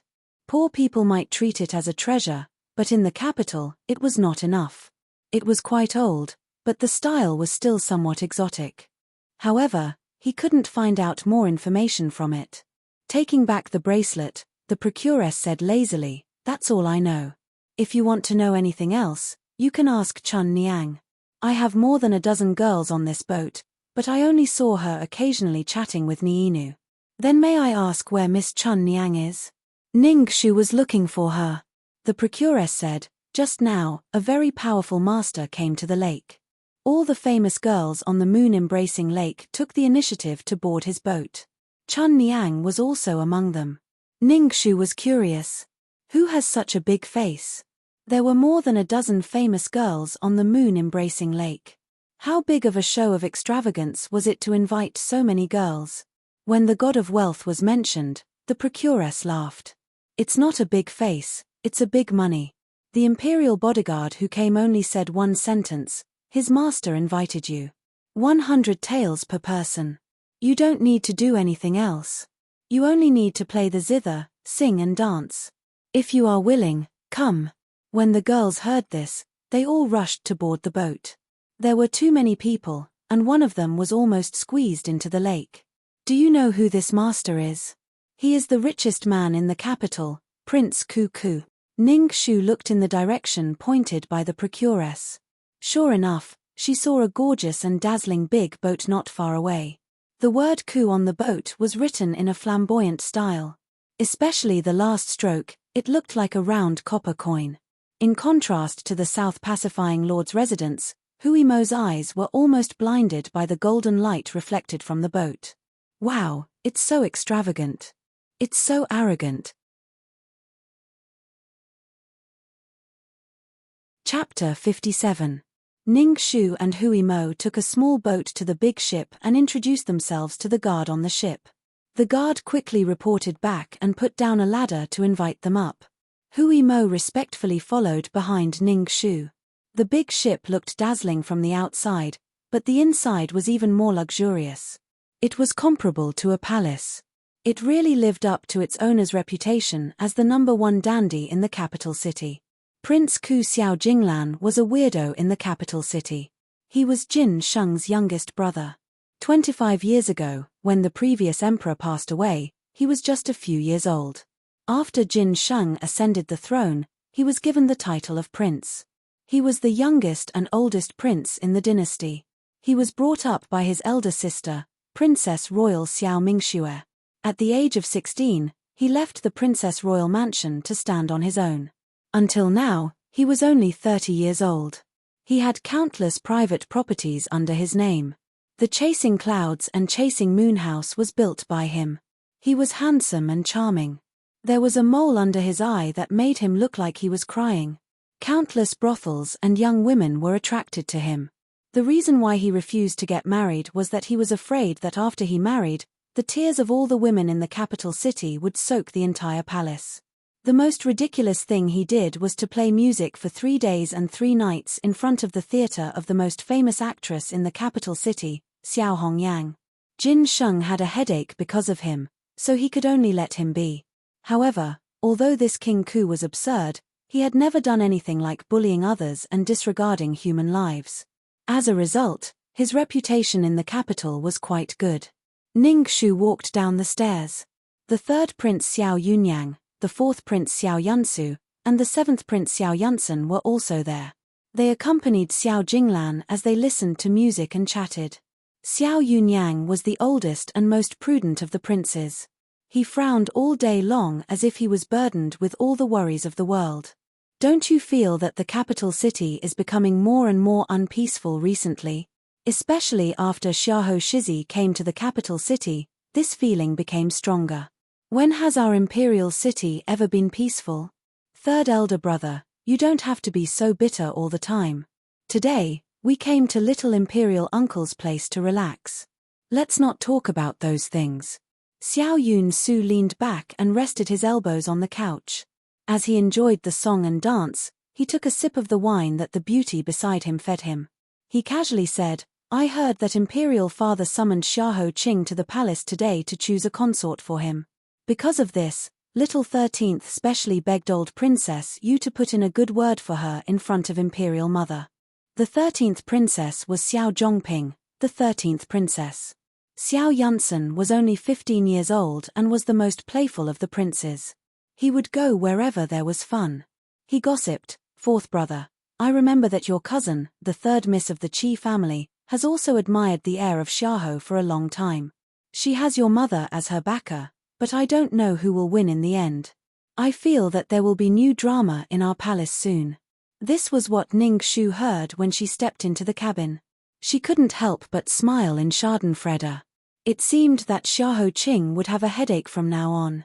Thinking about it, he was looking forward to it. Beside him, Huemore pouted in puzzlement. Shouldn't she be jealous?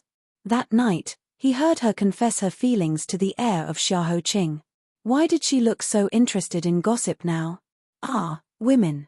She then heard Xiao Yunyang continue to sigh, Imperial Father is extremely harsh towards us, his sons, but he is tolerant and forgiving towards these girls. He indulges them to the point that they are all beyond recognition. Xiao Yunsen giggled, now that you mention it, I remember that 4 years ago, 5th sister took a fancy to the eldest young master of the Yun family, Yun Ruohui. She wanted him to be the emperor's son-in-law. He was so scared that he ran away to study abroad. He returned 3 years later, but 5th sister is really infatuated. She is still waiting for him after so many years. Concubine Shu was very anxious, but she couldn't persuade 5th sister. She could only condescend to ask him. Guess what? He said that when he was studying abroad, he secretly promised to marry a woman. 5th sister cried in the palace for many days. At the end, Xiao Yunsen sighed and shook his head. Xiao Yunsu's phoenix-like eyes were full of disdain, she really has no sense of shame. Hearing this, Ningxu frowned unhappily. She was so mean to her own sister, let alone others. Xiao Minglan, who had been silent all this time, leaned on the seat of a beauty and lazily said, I think that 5th sister is very courageous.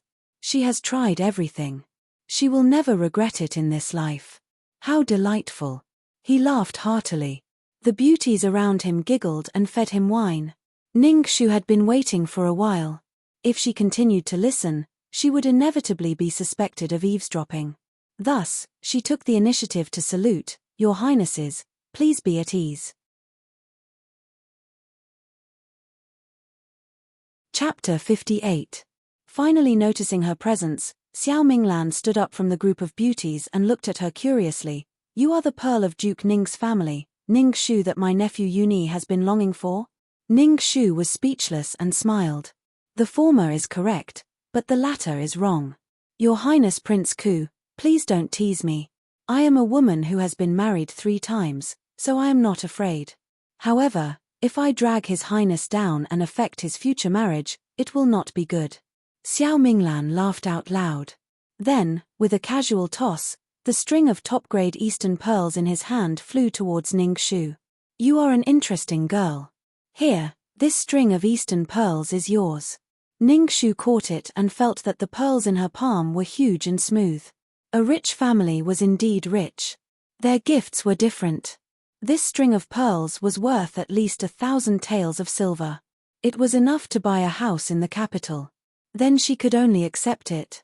Ningxu thanked him respectfully. "Thank you, Your Highness." Beside her, Xiao Yunsu glanced at her and said with a smile that was not a smile, "I heard that you caused a ruckus at old Consort Yu's begonia gathering today and angered Imperial Mother. You actually managed to come out of Imperial Mother's palace alive. It seems like your life is quite tough." Ningxu smiled but did not say anything. When she was 5 years old, the one who framed Xiao Yuni for stealing the golden hairpin was this prince's mother. It seemed that this prince was still holding a grudge. The people of the Xiao family were very narrow-minded. Xiao Yunsen did not understand what he meant. As usual, he was simple and straightforward. "Yes, she is quite capable." Previously, when Chen Zicheng brought soldiers to the duke's residence to arrest her, I saw with my own eyes that she refuted Chen Zicheng until he was speechless. That scene was really funny. Ningxu had a good impression of this child. She said modestly, "Your Highness is too kind." Xiao Yunyang had heard of Ningxu's name before, but this was the first time he had seen her in person. He carefully looked at her thin and small appearance in men's clothing and asked in bewilderment, "Does this mean that Imperial Mother handed the case to you?" Ningxu replied, "Nyang ordered me to atone for my mistake by meritorious service. That's why I boarded the boat to find a Qin concubine related to the case to question her. Sorry to disturb everyone's refined mood. Would Your Highness Prince Ku please make an exception?" She then curtsied towards Xiao Minglan. Xiao Minglan was never one to be bothered by trifles. She waved her sleeves and said, "Ha ha ha, this is interesting. Go on, go on. You can take any of the Guqin girls with you." Upon seeing her, Chun Niang, who was sitting in the corner playing the zither, revealed an expectant expression. She restrained herself and followed Ningxu to an empty room before saying, "Has noble lady found Niinu?" Ningxu shook her head and said, "Not yet. I asked young Master Wan, who was offended by Niinu that night. He said that he was not responsible for Niinu's disappearance. I just asked the procuress. She said that Niinu was not close to others and only chatted with you occasionally. So I hope that you can tell me everything you know." Chun Niang's eyes darkened. She then sorted out her emotions and said slowly, 3 months ago, I boarded the pleasure boat with her. She was good at singing and I was good at playing the guqin. Although our skills were not in the same place, we were both from other places and were both alone in this huge capital. It was inevitable that we would be close. My family was so poor that we could not survive. That's why I was sold and came to the capital. I signed a death contract. But Niinu was different. She signed a life contract. She could redeem herself and leave once she saved enough money. I asked her, if you were not so poor that you could not survive, why did you board the pleasure boat? She said that she came to the capital to look for a good sister. That sister grew up with her. They were martial sisters who studied together. They were also friends who helped each other survive in adversity. 2 years ago, that sister came to the capital. At first, they were still in contact with each other. Then, one day, they suddenly stopped. After a month, she sent something to her. Since then, there was no news of her. She was very worried that something bad would happen to her. However, Qingju was thousands of miles away from the capital.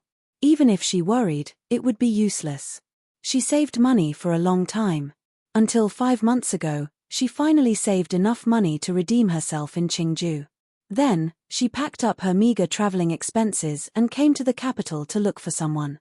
Then do you know the name of the sister she was looking for? I asked her once. She was stunned for a moment and did not say anything. I thought that she might have something that she could not say, so I did not ask again.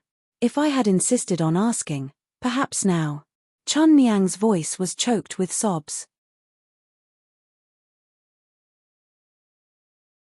Chapter 59. Ning Shu took out a handkerchief and gave it to her. Did she tell you where she went, who she met, and how she wanted to find them? Chun Niang wiped the tears from the corner of her eyes with the handkerchief and sighed. Miss, you don't know. It's really too difficult for lowly women like us to find another person in the vast sea of people in the capital. When the officials see us, they don't even want to take a look at us. Ning Shu guessed, so she entered the pleasure boat again and cooperated with the procuress to spread her name. That way, the people she wanted to find would go to the pleasure boat to find her when they heard her name. Chun Niang nodded. That's right. I told her not to be too honest. Your sister might have left the capital long ago. If she stayed on the boat for too long, she might fall into the fire pit forever. Since you signed a living contract, you should find a chance to leave as soon as possible. People should live for themselves. However, she was very stubborn. She said that she must stay here and would not leave until she found her sister. I laughed at her for being stupid. I didn't expect. Chun Niang's tears rolled down like a line. Did anyone come to find her recently? Chun Niang shook her head. There were many people who came to find her. Most of them heard her name and wanted to hear her sing or take off her veil. There was no woman. Among so many people, was there anyone who left an impression on you? Niinu didn't mention it to me. Chun Niang thought for a moment and suddenly thought of something. There was one. That night, not long after Niinu got off the boat, someone came to find her. At that time, my guest had just left and I happened to meet him. I said that Niinu had something to do and got off the boat. He was very anxious and asked me where she went. I said that I didn't know. He waited for about 15 minutes and left when he couldn't wait any longer. When he left, his expression was very. Chun Niang couldn't find the right words and frowned. Finally, she caught an important message. Ning Shu quickly asked, angry, irritated, nervous, anxious, or, Ning Shu said word by word. Chun Niang immediately said, anxious. Yes, he was anxious. When he left, he jogged all the way. I didn't think too much about it at the time, but now that I think about it, it feels like he had a premonition that something was going to happen to Niinu. Who is he? Do you know him? No, I don't. It was a young master, very handsome, and he left without saying anything. I've seen a lot of young masters on the boat, but I've rarely seen one with that kind of temperament. He's especially clean, and I feel that he doesn't fit in with our entertainment scene. I asked the others on the boat if they knew him. Then, he heard from Qiao Kui, who was serving Niinu, that the young master came by a few days ago. Coincidentally, Niinu was invited by the Chen family to a concert, so she missed it. After Niinu went missing, that young master never came again. Chun Niang then described the person's appearance in detail.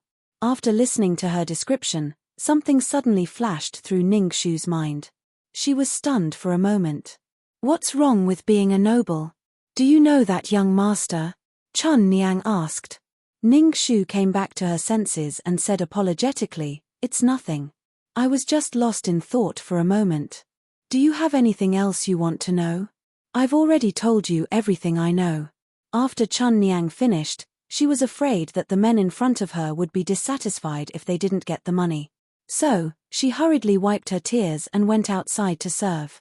Before she left, Ning Shu begged her again. Ning Shu would try her best to appease her. After she left, Ning Shu looked at the small portrait of Niinu that she had asked the brothel mother and others to draw. She showed a distressed expression. Hui Mo was puzzled. Since there is a small portrait of Niinu, why don't we just take this small portrait and post it all over the street?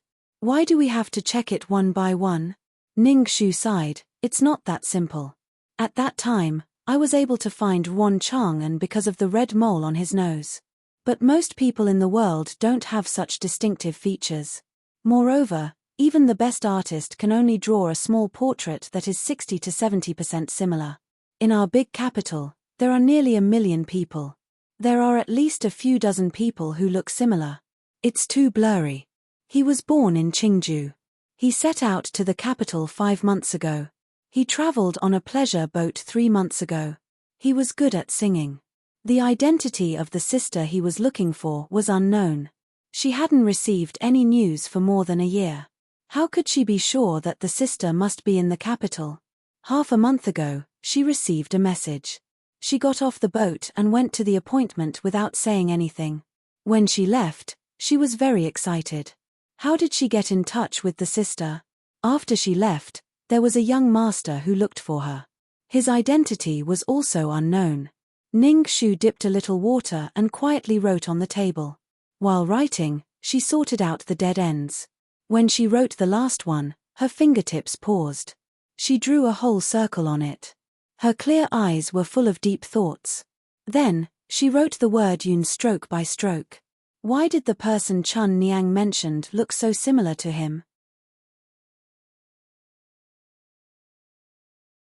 Chapter 60. Ning Shu could not stay on the boat for long, so she bid farewell to Prince Ku with a lot of questions.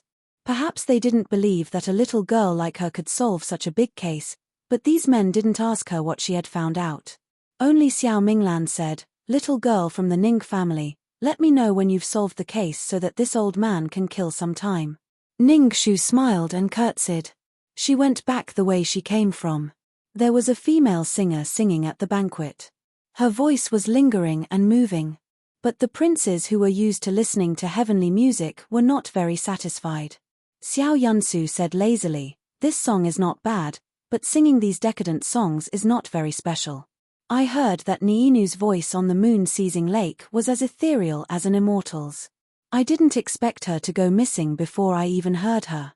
TSK, I don't know if she can be found." Xiao Yunsen suddenly thought of something and asked, "Speaking of which, little imperial uncle, why does the name Niinu sound so familiar? Why do I remember that there was a Niinu in your residence before?" Ning Shu's footsteps paused for a moment. She slowed down and walked up to the deck. The voices in the cabin continued. "Did I?" Xiao Minglan rubbed the soft hair of the beauty beside him and said casually, "The beauties in this prince's residence are like carps in the river. Other than my little Hong Yang, how could I remember anyone else?" Xiao Yun Yang said from the side, "The women in these brothels have the same names over and over again. Perhaps they have the same name.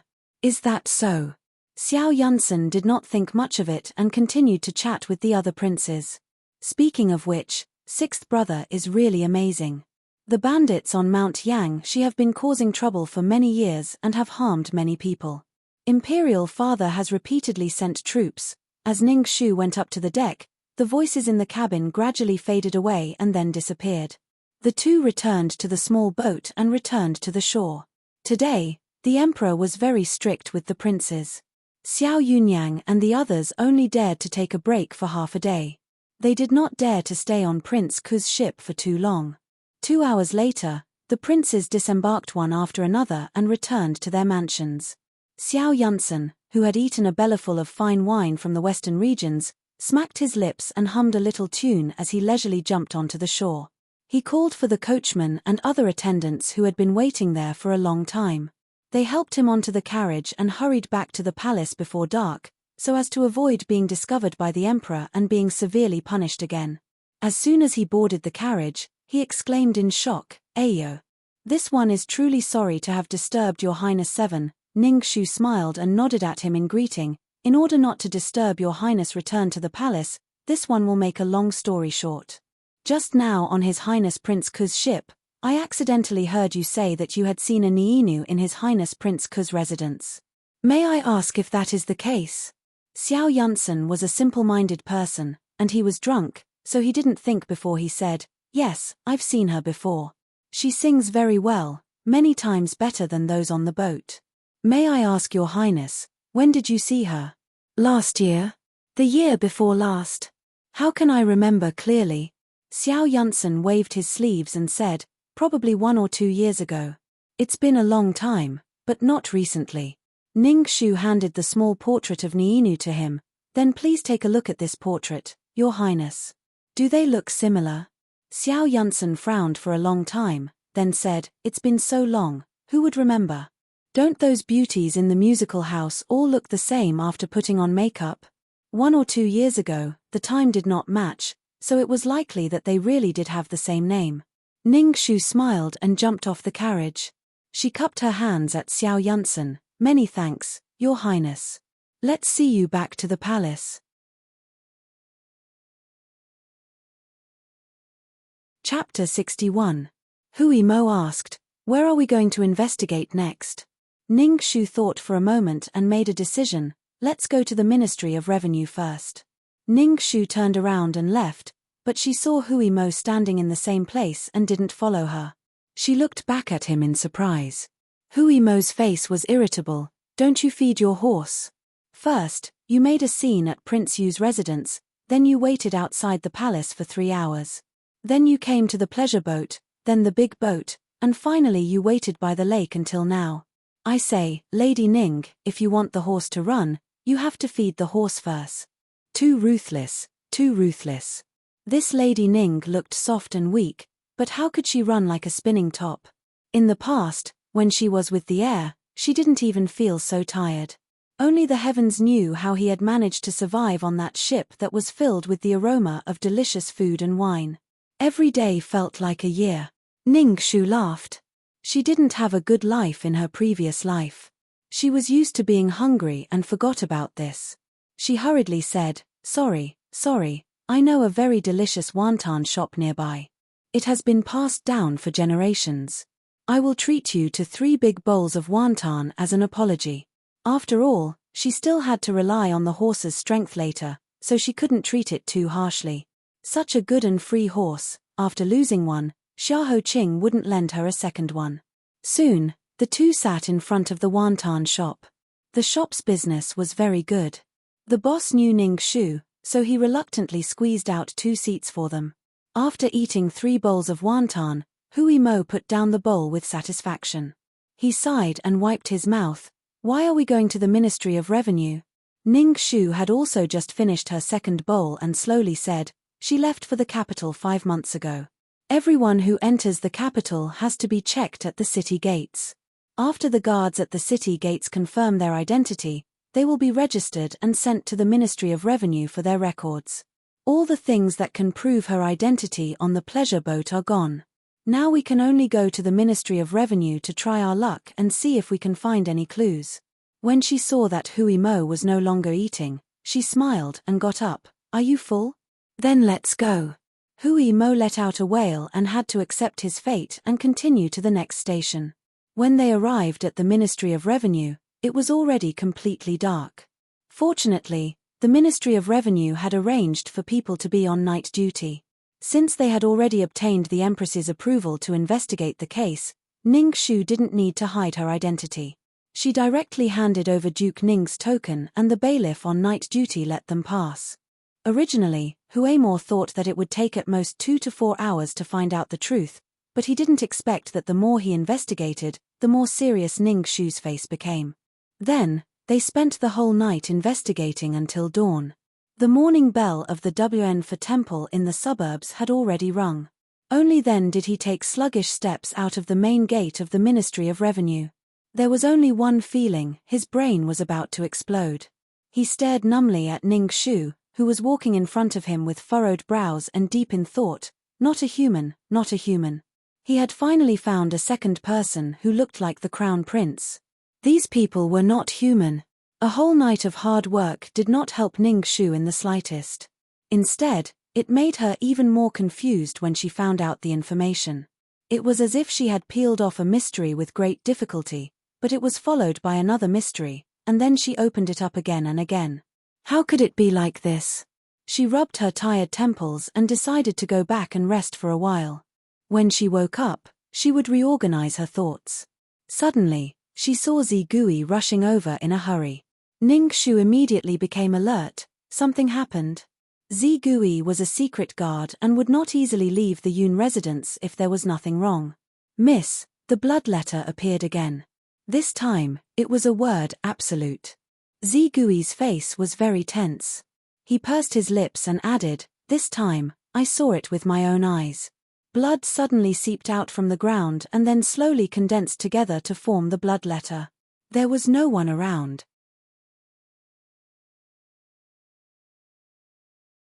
Chapter 62. When Ningxu arrived, the entire Yun residence was filled with nervousness. Many people surrounded the large blood letter and their eyes were filled with fear. Even Hui Mo was shocked when he first saw it. The large blood letter absolute was arrogantly lying on the ground, like an evil spirit that escaped from hell. Other than fearing the Madam, Imperial Censor Yun, who had never been afraid of any corrupt officials, was now filled with panic and despair. Last time it was danger, this time it was absolute. Next time, would it be death or death? His Yun family's ancestral teachings were, be elegant, be upright, and distinguish between right and wrong. What kind of ghost did he offend? Was it really Empress Ju who came to take his life? But what kind of mistake did his son make?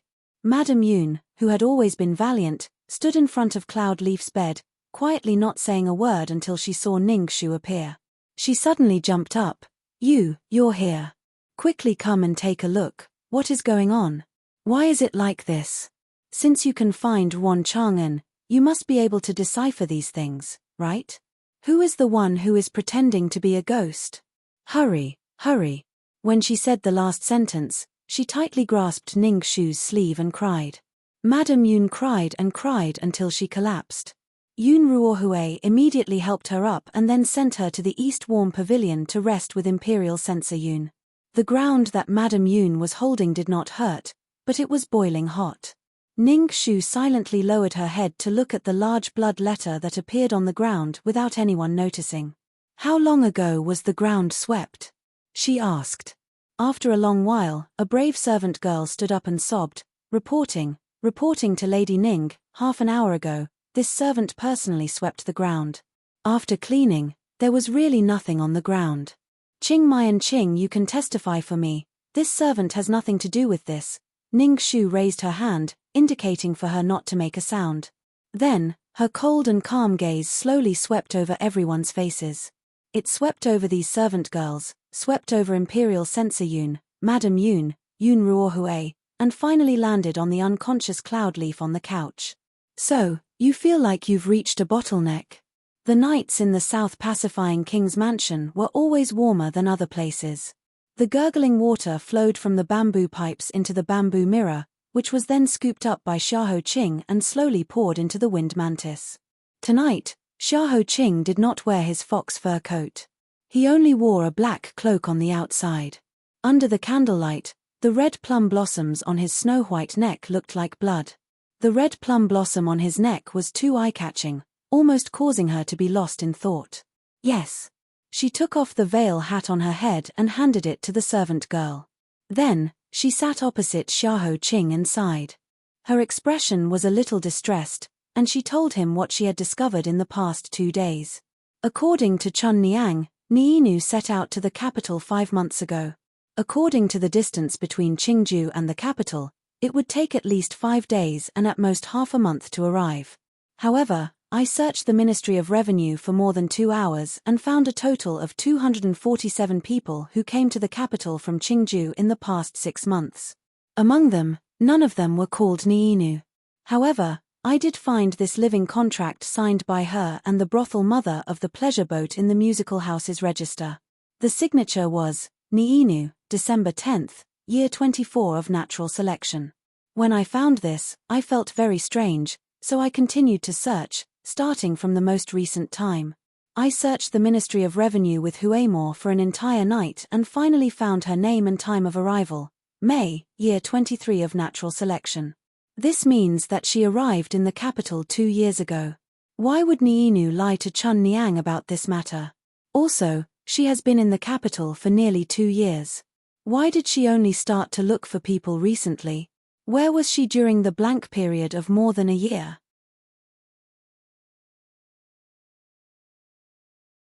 Chapter 63. She originally thought that Niinu was just a minor character who was implicated in this case. She didn't expect that the more she understood, the more she felt that Niinu was a mystery. On the table in front of Xiahou Qing was a jade pot of spring. Inside the bottle was a peach. Ning Xu stretched out her finger and lightly touched the center of the petal, which looked like a butterfly's antennae. Her voice was like the butterfly's antennae, delicate and soft, with a hint of annoyance and unhappiness. There's also that female ghost's blood letter. I actually already have a suspect in my heart, but why would that person do this? Other than frightening the entire residents of Yun and making it uneasy, what other meaning does this have? From dangerous to absolute, what is it hinting at? The promised 15 days were getting shorter and shorter. There weren't many clues, but the implications were getting wider and wider. This made Ning Xu a little anxious. Xiahou Qing said unhurriedly, "Since the above question can't be solved for now, why don't you tell me what other doubts you have in your heart? For example, Prince Ku." Following his guidance, Ning Xu's disturbed state of mind calmed down once again, and she tried to sort out the mess. She borrowed a ladle of cold water from Xiahou Qing's book and dipped her finger in it. She slowly wrote the word 1 on the table in front of her. I heard Xiao Yunsan mention before that Prince Ku's residence had a Niinu 1 or 2 years ago, but at the time I thought that the timing didn't match and that it was just someone with the same name.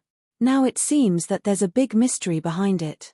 Is the Niinu from Prince Ku's residence and the Niinu on the moon embracing lake the same person? Why did an outsider like Xiao Yunsan remember that there was a Niinu, but Prince Ku, the master, said that he couldn't remember clearly? Was he really blinded by love and forgot? This is the first reason. Niinu's purpose in coming to the capital was very clear, to look for someone. However, the identity of the person she was looking for was tightly concealed and she refused to mention it to anyone. Even Chun Niang, who was her best friend, was also tight-lipped. What was the identity of that sister? Why did she have to be so tight-lipped? This is the second reason. After writing these 2 words, she lowered her eyes and began to think again. The water droplets on her fingertips were a little cold, slowly taking away the warmth from her hands. However, she didn't realize it at all. She only tried her best to sort out the mess in her mind one by one and sort it out clearly. Xiahou Qing didn't want to disturb her. He took the tea cake from Ju Sai, broke off a small piece, put it into the teapot, and carefully ground it. When the water in the teapot was boiling, he poured the ground tea into it and slowly stirred it. The aroma of tea instantly filled the entire room. It was fresh and refreshing, making one's soul feel refreshed. Ning Xu's blocked thoughts suddenly became clear. She raised her finger and wrote the next number 3. After the bloodletter incident, I took the opportunity to test Yun Ruohui. I asked him if he went to the moon luring lake on the night of Cloud Leaf's accident. He admitted it.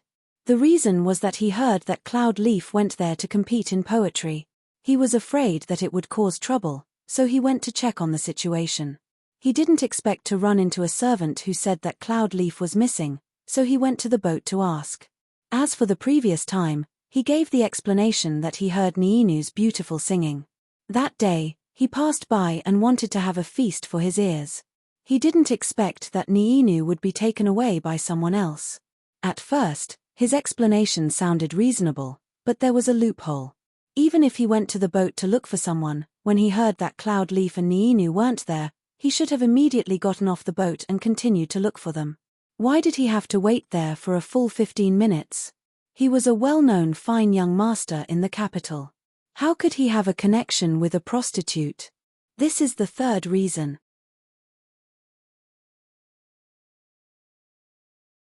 Chapter 64. It was late in the spring of March and April was approaching. The usual silence of the southern pacifying prince's residence was broken by the sweet voice of a young girl.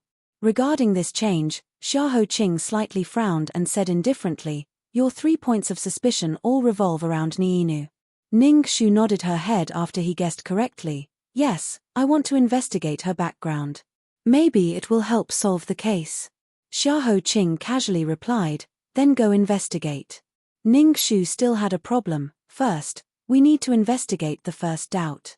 The Prince Ku's residence's Niinu is not the same as the moon embracing Lake Niinu. We need to investigate the Prince Ku's residence first. As far as I know, the prince's residence can't be casually entered. In order to ensure safety, we need to record the people who enter the residence one by one so that we can check them when necessary. However, the records of the prince's residence are strictly controlled and the Ministry of Revenue can't find anything. So, she hesitated for a moment and then her pair of watery eyes suddenly turned and fell on Xiahou Qing. Her eyes were full of expectation. That gaze was too sincere and Xiahou Qing was forced to feel it even if he couldn't see it. You want to ask me for information? Ning Shu was obedient and didn't say anything. The corners of Xiahou Qing's lips curled up into a cold smile. Ah. He knew that she didn't really come to complain to him tonight. The first time was for Huemore. The second time was for him to promise to save her life. This time, it was for his information. In any case, every time she came to him, nothing good would come out of it. There were rumors in the capital that the eldest daughter of the Duke Ning was extremely beautiful. He didn't expect that her thoughts were even more beautiful. Xiahou Qing kept his mouth shut and didn't answer. Ning Shu's eyes were even more sincere and she continued to work hard. The tea in Xiahou Qing's hand was boiling and Ning Shu was one step ahead of him to sprinkle ginger and tangerine. By the time Xiahou Qing finished brewing the tea, Ning Shu had already prepared the tea bowls. She gave one to him and the other to herself. In the middle of spring, he held the pot in his hand and was as silent as ice. She obediently waited with a smile. This silent contest was a contest of who was more thick-skinned. In this aspect, Ning Shu seemed to have won by a narrow margin. In the end, he took into consideration that time was of the essence and that the poison in his body could worsen at any time and take his life in advance. Xiahou Qing threw aside the tea set in his hand and coldly called out, "Juicy." The young man next to him, who is more steady and silent than Huemore, nods respectfully and walks behind Xiahou Qing. With his back to Ning Shu, he presses something on the treasure shelf. With a muffled sound, the treasure rack slowly opened to both sides, revealing the snow-white wall behind it. Ju Sai went to the corner of the wall and pressed another mechanism. The wall flipped over and a whole row of file shelves appeared in front of them. They were made into a very deep lattice. There were at least thousands of lattices. Each lattice had a different color and pattern. Ning Shu's eyes lit up. She knew he had it. She still remembered that night when she dug the grave and her identity was exposed by him. He blurted out all the details about her without hesitation. At that time, she guessed that he must have a huge database in his hands. Sure enough, he didn't disappoint her. However, at a glance, the database in front of her had hundreds of thousands of files. It was not easy to find the file about Prince Ku's mansion. Ning Shu was thinking about where to start. Before she started to flip through the files, she heard Xiahou Qing say with great familiarity, "Second shelf on the left, from the top to the bottom, all the details about Prince Ku's mansion are there. The information that is too confidential cannot be leaked out. Whether you can find it depends on your luck.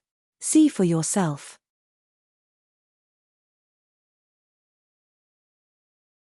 Chapter 65. She thought that she had a good memory, but she didn't expect that this person was even better. He was able to quickly name one of the thousands of books. Ordinary people couldn't do it, but it was a pity that he was blinded later. She quietly looked at his eyes. She really wanted to know how beautiful the eyes of Prince Xiahou, who had opened the hearts of most of the girls in the capital, were under the black silk cloth. Of course, Ning Shu didn't dare to say this in front of him. She could only sigh and carry out the hundreds of scrolls in the fifth compartment according to his instructions. TSK. So heavy. Tonight, in order to hide the truth, she and Huemore came quietly and didn't even bring Forsythia. Huemore was a servant of Lord Pingnan's mansion. When he came back here, she couldn't order his servant in front of Xiahou Qing, the master. So now she had to move all the scrolls out alone. She was so tired. She glanced at the person behind her who was sitting calmly and drinking tea. She was immediately angry. He didn't even ask for help. He really didn't know how to be gentle with women. Ning Shu cursed in her heart and started to do business. Even though Prince Ku's residence only served one master and had a small population compared to the aristocratic families in the capital, since the establishment of the residence until now, the large and small files were piled up in one place. Flipping through them would make one's eyes dizzy. Solving a case was really a laborious work. Your Highness, can you lend me someone to look for it with me?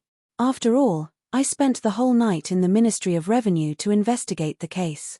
Ning Shu tried to act pitiful. Xiahou Qing was indifferent and didn't buy it. Why did I hear that you had enough sleep during the day and didn't wake up until it was time for dinner?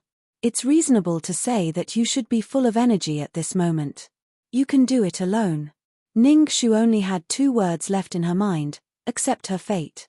After reading the files, they were put aside and gradually piled up. The sound of the water dripping in the courtyard indicated the changes of the sky, the stars, and the moon. Soon, it was late at night. Ning Shu rubbed her temples and looked up from the pile of files. She found that Xiahou Qing didn't leave, but silently sat on the soft couch next to her. The embroidered cloak with dark cloud patterns slid down and stopped on his elbow. He didn't pay attention to it. Only the finger bone in his palm was still gently twisting.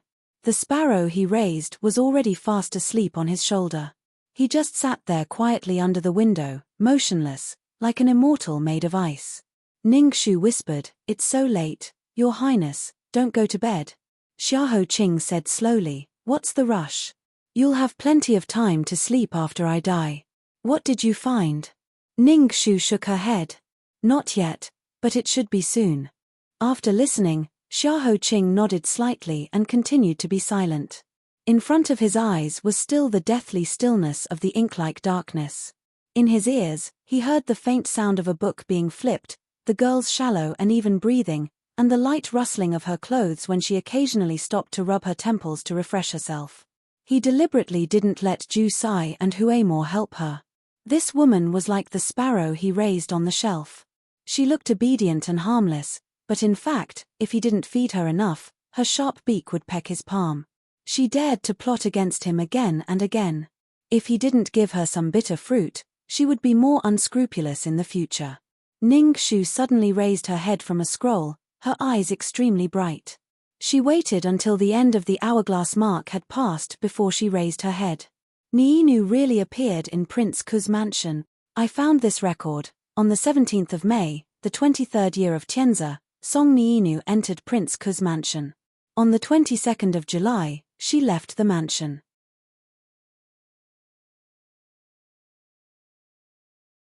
Chapter 66.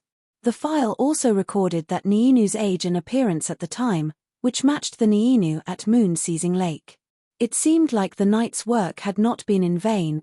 Ning Shu's gaze quietly shifted and landed on the vast pile of files. The files here were so complete, then wouldn't there be files in the Imperial Palace as well? Also, would he be hiding his own files? Ning Shu had just reached out her hand, preparing to flip through the files when he wasn't paying attention. But just as she reached out to touch a scroll, before she could pull it out, she heard the silent person behind her suddenly open his mouth.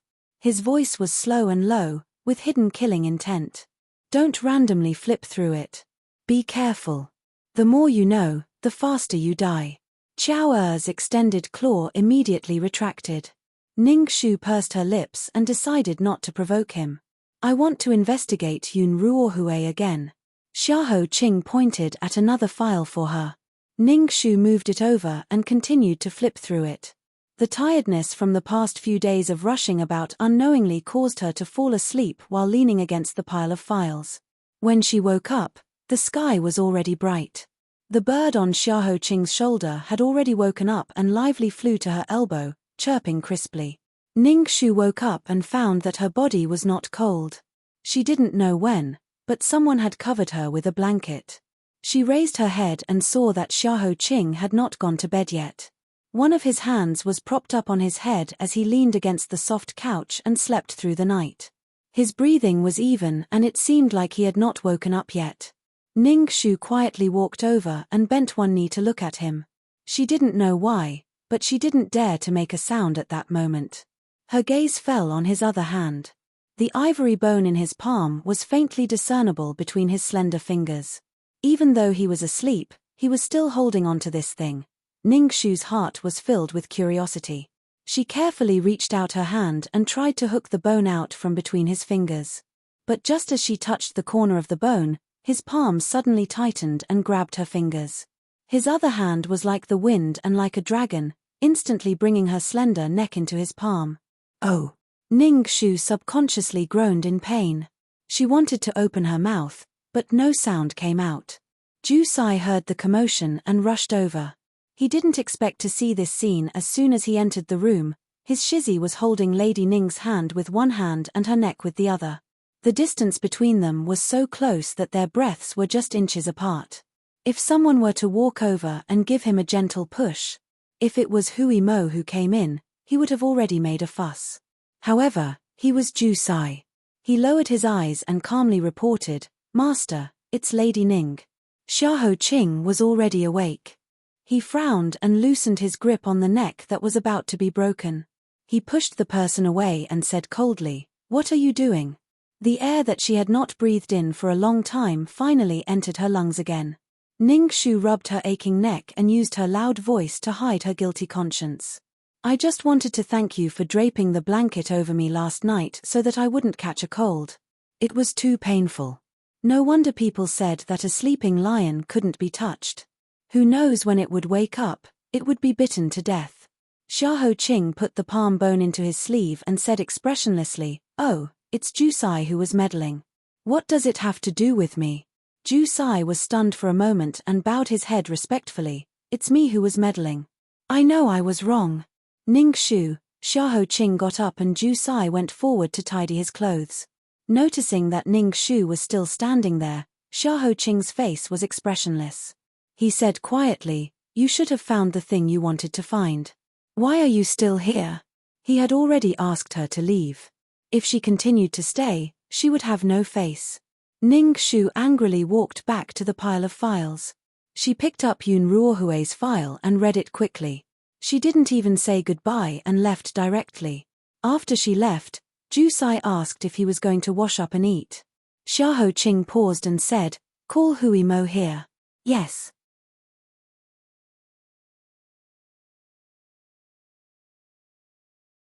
Chapter 67. Hearing the Crown Prince's call, Hui Mo rushed over like a cheerful sparrow and said expectantly, "Master, are you calling me back to serve you? I don't need to follow Lady Ning anymore, right?" Xiahou Qing followed the sound of the birds and walked to the front of the flower and bird rack. He grabbed a handful of bird food and stretched out his hand.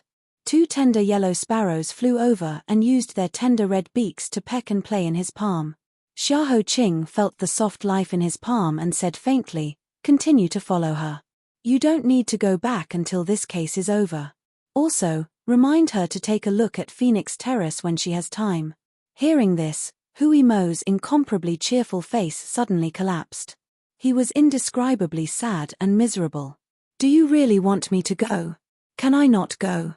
Young Mistress Ning is so intelligent, and Miss Lian Qiao by her side is also very clever. I think they will be able to handle it. I don't think I need to add feet to a snake." He still wanted to struggle, but suddenly he found that his crown prince slightly frowned. His heart was alarmed. He quickly raised his hand and gently patted his mouth and respectfully said, "Master, I understand." After that, he turned around and continued to complete the task. When he was about to step out of the door, he heard Xiahou Qing's low voice again. "Try not to let her die easily." Hui Mo respectfully said, "Yes." Then he walked out. Xiahou Qing was the only person left in the large hall. It was spacious, bright, and quiet like water. Only the tiny creature in his palm was still playing and jumping about, oblivious to everything. Xiahou Qing remembered that under his 5 fingers, the woman's neck didn't seem to be tougher than the sparrow in his hand. It might be a pity if she died easily. In the early morning, Prince Ku's mansion was particularly quiet. No one dared to make a sound. After the housekeeper of the mansion served Ning Shu tea, He bowed his head and waited aside. Ning Shu quietly ate the snacks and tea as breakfast. Hui Mo quietly stuffed the snacks into his cherry mouth and sighed. When will this day come to an end? It wasn't until 9:15 that the most important prince in the capital lazily got up. With him, the entire palace immediately came to life. More than 10 servant girls served Xiao Minglan like a myriad of stars surrounding the moon. One of them went to the main seat and laid down. Another picked up a cup of tea leaves and a cup of top-grade sparrow tongue for him to rinse his mouth. Another stood behind him and massaged his head to wake him up. The rest of the servants carried basins of water, hot towels, and dozens of dishes. They lined up in an orderly manner and the queue stretched all the way out of the house. After he used a hot towel, he finally woke up completely. He glanced at Ning Shu and said, "Isn't this the little girl from the Ning family? Qin Ji has already returned to the pleasure boat. Why are you looking for this prince?" Ning Shu had long heard that this master had a bad temper when he woke up. She smiled and apologized. "It's really rude of me to visit your residence, but I'm investigating a person who is closely related to the Cloud Leaf case, so I can only come and disturb you." "Who is it?" "Niinu. Yesterday, I heard the 7th prince mention that he had seen you in your residence, so I wanted to ask you to recall carefully. Perhaps you can really remember something." Xiao Minglan smiled and looked at her playfully. "Aren't you afraid that this case is related to me? I remember that when I entered the palace when I was 5 years old, I happened to see the 6th prince being accused of stealing the hairpin. I didn't know the immensity of heaven and earth and raised an objection, causing concubine Qi to be unhappy. It was you who stood out and used children's words to smooth things over for me and saved me from punishment. Therefore, I respect you and believe you." In that life, Xiao Minglan was an idle and stubborn prince until his death. Whether it was the struggle in the imperial court or the secret affairs of the previous dynasty represented by Empress Ju, he didn't care about them. Setting up such a trap was meaningless to him. Xiao Minglan smiled and was very happy. "I happened to pass by at that time, but I thought that you were very interesting and joined in the fun. You actually remembered it until now. Forget it, I have nothing to do anyway, so I'll help you." He waved his sleeves to summon the housekeeper and listened to the housekeeper whisper a few words. Not long after, Xiao Minglan slowly recalled, "Oh, so the Niinu you were talking about is that girl. There was indeed such a person in my residence. 2 years ago, to celebrate the old concubine's birthday, I bought a singing troupe and found that there was a little girl in the troupe who sang very well.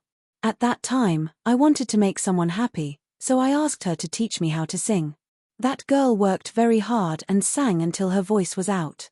After a long time, I forgot her name. I only remember that there was such a person. Later on, there was the anecdote of Prince Ku singing for 3 days and 3 nights at the flower pavilion, forcing the red door to open."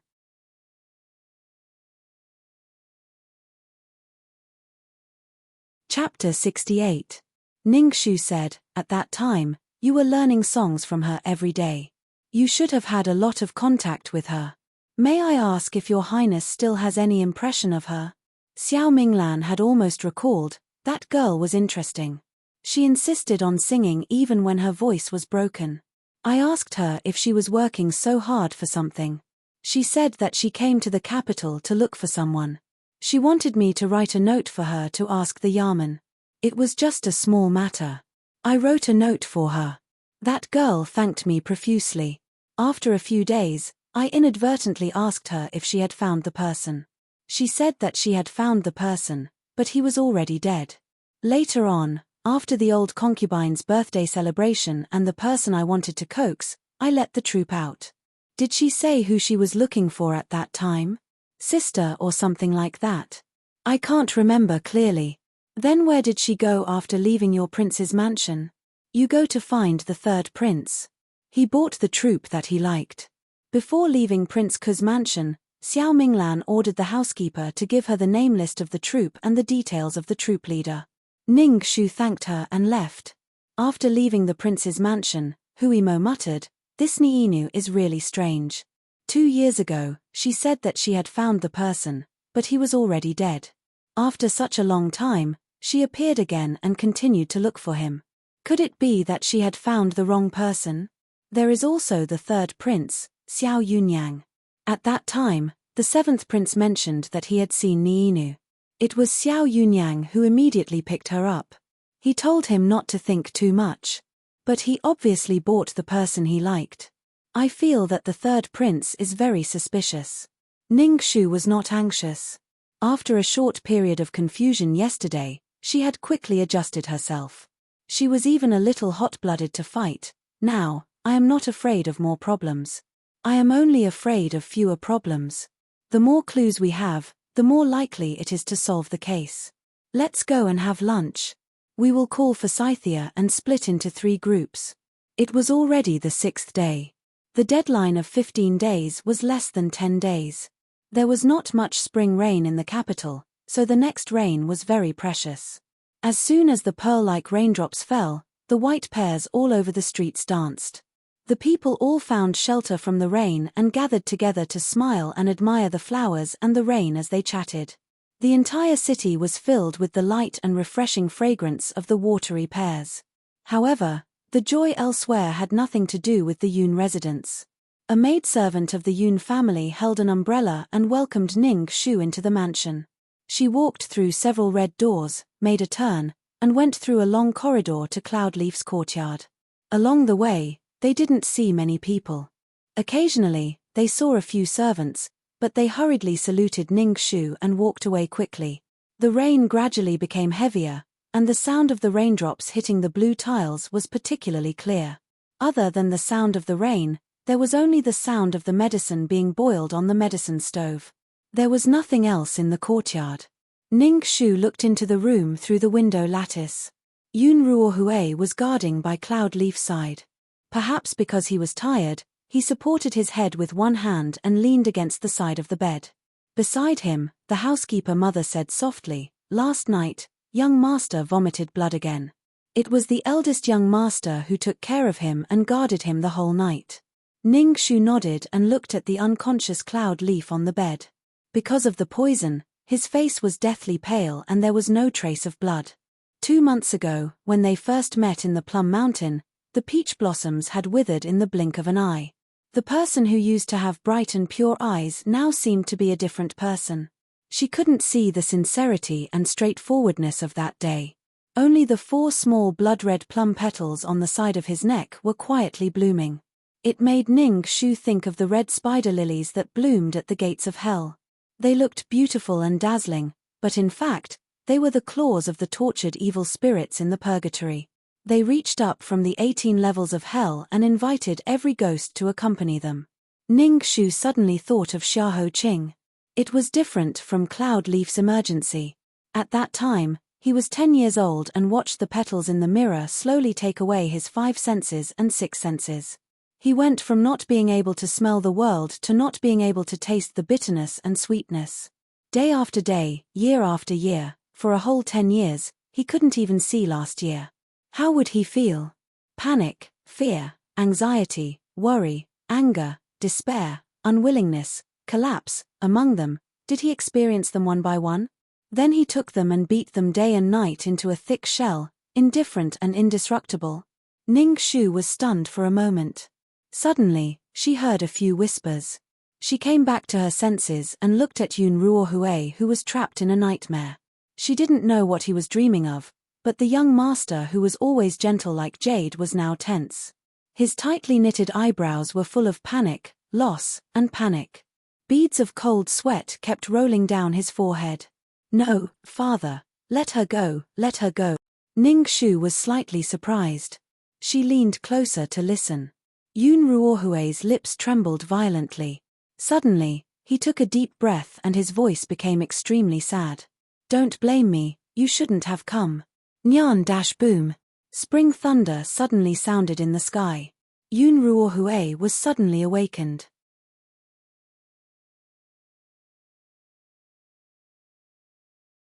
Chapter 69.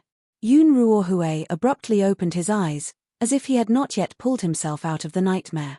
His eyes were unfocused, and his hands were pressed on his knees as he breathed rapidly. Ning Shu calmly walked in and took out a clean handkerchief and handed it to him.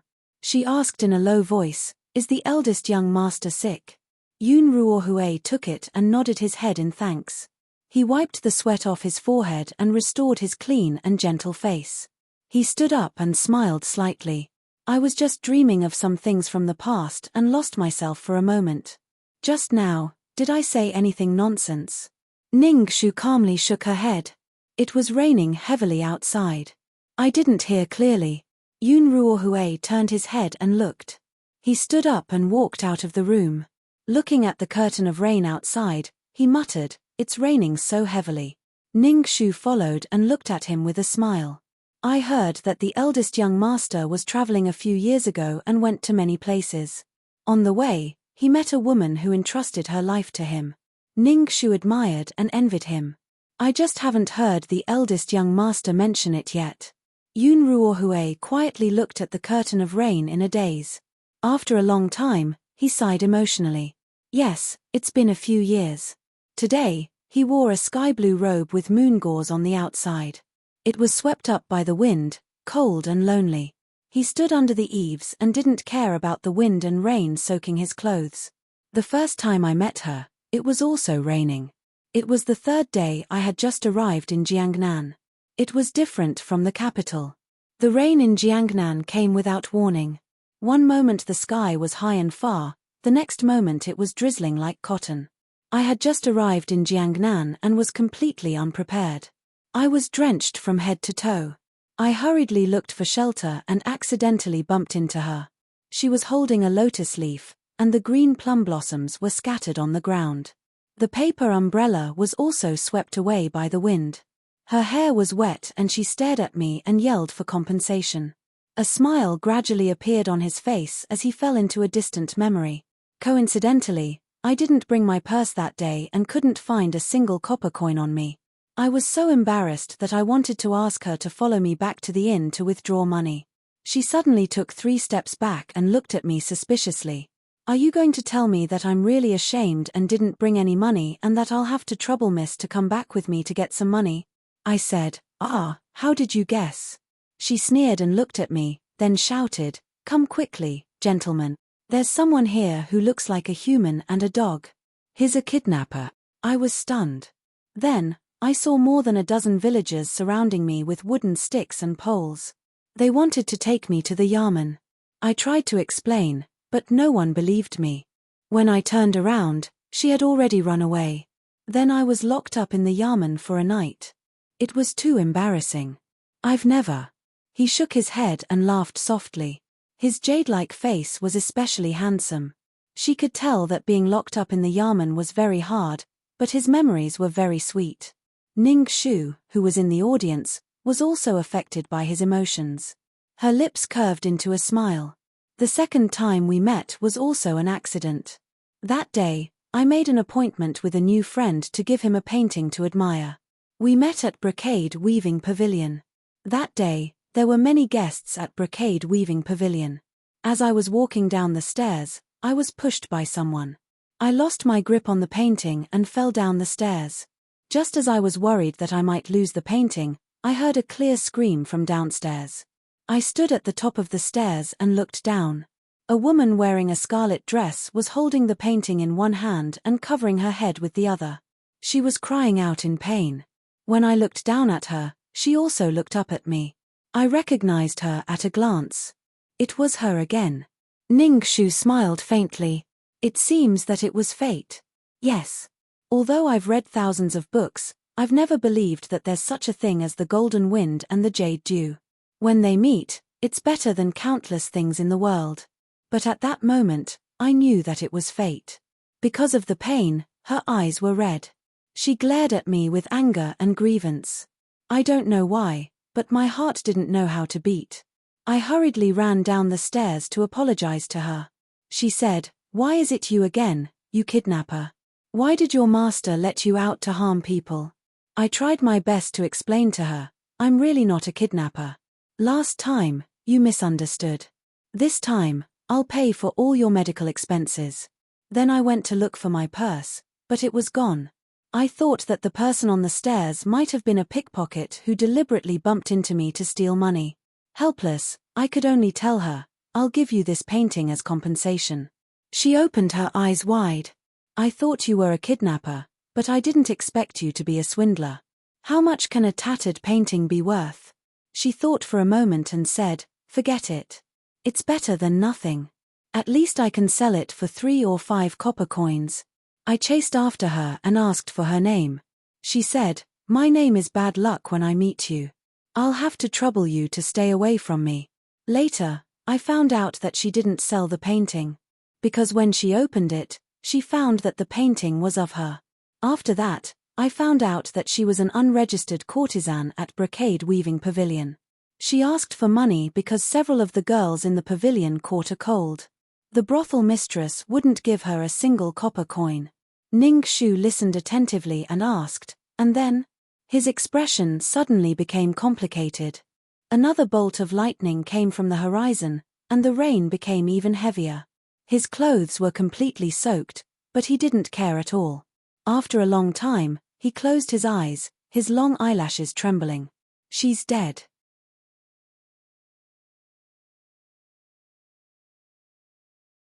Chapter 70. Eldest young master, the medicine is ready. The voice of the housekeeper mother sounded. Yun Ruohui quickly pulled himself out of the memory. He nodded to Ning Shu and went into the room to feed the medicine to Cloud Leaf. When he stepped over the threshold, Yun Ruohui accidentally slipped. A small portrait suddenly floated out of his sleeve and was rolled up by the wind. His face changed greatly. He was so anxious that he didn't care about anything else. He hurriedly chased after it. My painting. Fortunately, a hand rushed in time to catch it before it fell into the water. Yun Ruohui solemnly thanked Ning Shu. After carefully putting it away, he went back to the room to take the medicine that had just been boiled in the hands of the maidservant. He personally fed the medicine to Cloud Leaf. His eyes were gentle and his expression was very careful. Ning Shu couldn't help but fall into deep thought. If she didn't see it wrong, the small portrait just now was of a woman's back. The bracelet on the woman's wrist was exactly the same as the one she saw in the brothel yesterday. She turned her head and looked at Yun Ruohui seriously through the delicate pattern on the window lattice. When he was recalling the memory just now, his eyes were full of warmth. But when he said she is dead, his expression was very complicated. There was regret, remorse, and even resentment. It wasn't towards others, but towards her. After more than half an hour, the rain finally stopped. A shallow rainbow hung in the sky, and the sun also drilled through the clouds. The whole capital was bustling with people coming and going as usual. Not long after, Forsythia and Hui Mo came back from outside. Lian Qiao said, I have found the leader of the troop. She said that 2 years ago, it was indeed the third prince's residence who bought the entire troop. After that, she did not have any contact with the girls in the troop. Hui Mo said, the Ministry of Revenue said that they checked the records of the year before last. They didn't receive any note from Prince Ku. The Jingji government also asked, but they didn't find it either. Ning Shu frowned. Then how did she know that the person she was looking for was dead? It was futile to think about this now, so Ning Shu put it aside and said, Brother Hui Mo, I'll have to trouble you to check on Yun Fei's current condition later. As for the Phoenix Terrace that your master mentioned, let's go after nightfall. Okay. Yun Ruohui's robe was wet. After feeding the medicine, he went to change his clothes. While no one was paying attention, Hui Mo immediately pulled up his troublesome skirt and knelt in front of Cloudleaf's bed. And began to feel his pulse. First, he lifted his eyelids, observed his lips and tongue, and then took out a silver needle and pricked his fingertip. He said with certainty, his eyes are cloudy, his tongue is green and sluggish. His vision and taste senses are damaged. After pricking his fingertip, he did not move at all. Only after a while did he have a weak reaction. His sense of touch is slow. As for his sense of smell and hearing, he is unconscious. He pressed his hand on Cloudleaf's internal organs. But his internal organs are damaged. His meridians are blocked. It's similar to my master's, but it's more serious. He vomits blood frequently. Is it because his body is weak? Finally, he pulled open Cloudleaf's lapel and carefully looked at Cloudleaf's neck.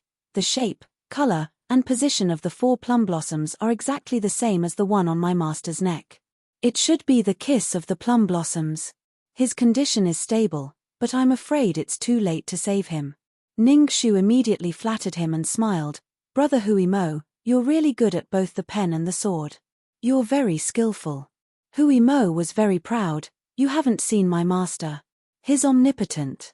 My autopsy, Shi Yang's sharpness, Tian Wen's 10 lines at a glance, Juice's strategy, and so on were all taught by him. Compared with my master, my insignificant skills are not enough. If it weren't for, Ning Shu guessed the second half of his sentence should be, if it weren't for last year, his eyes would no longer be able to see. He had long expected that he would gradually lose his 5 senses in the future. It was as if his hands were broken and his eyes were blind. So, he planned in advance. He dismantled all his talents one by one and taught the people around him. He let them be his eyes, his brain, his elbows, and even the knife to dissect himself after he died. Someone tried to control his life with poison, so he worked hard to take back the control from the other party. Such a temperament, such tenacity. From being complete strangers to seeing him for the first time, Ning Shu expressed her heartfelt respect for that man. It's just, she reached out and touched her neck, which was still painful. She was very resentful. He was too cruel and merciless. Poor her delicate skin. Tomorrow, there will be a big bruise. Hui Mo finished the autopsy and was about to put the cloud leaf back to its original state. Suddenly, he saw Cloud Leaf's hair. He was surprised in his heart and pushed Cloud Leaf's hair aside. Suddenly, he caught a few very small red dots at the root of Cloud Leaf's hair. He wondered, what's this? When he was about to take a closer look, he suddenly heard the housekeeper of the House of Yun rushing in to report. It's terrible. It's terrible. Lady Ning, Feng, Phoenix Terrace Empress Ju, has appeared.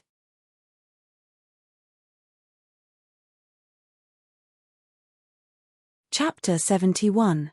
25 years ago, Phoenix Terrace was built with gold and jade. It cost millions of silver, not to mention the dendrobium pearls shipped from Donghai, the top spices, jade and jewelry from the western region, and various rare animals, stones, and herbs from the 4 prefectures of 9 regions. Back then, the Phoenix stage was so glorious that it was like an intoxicating fairyland.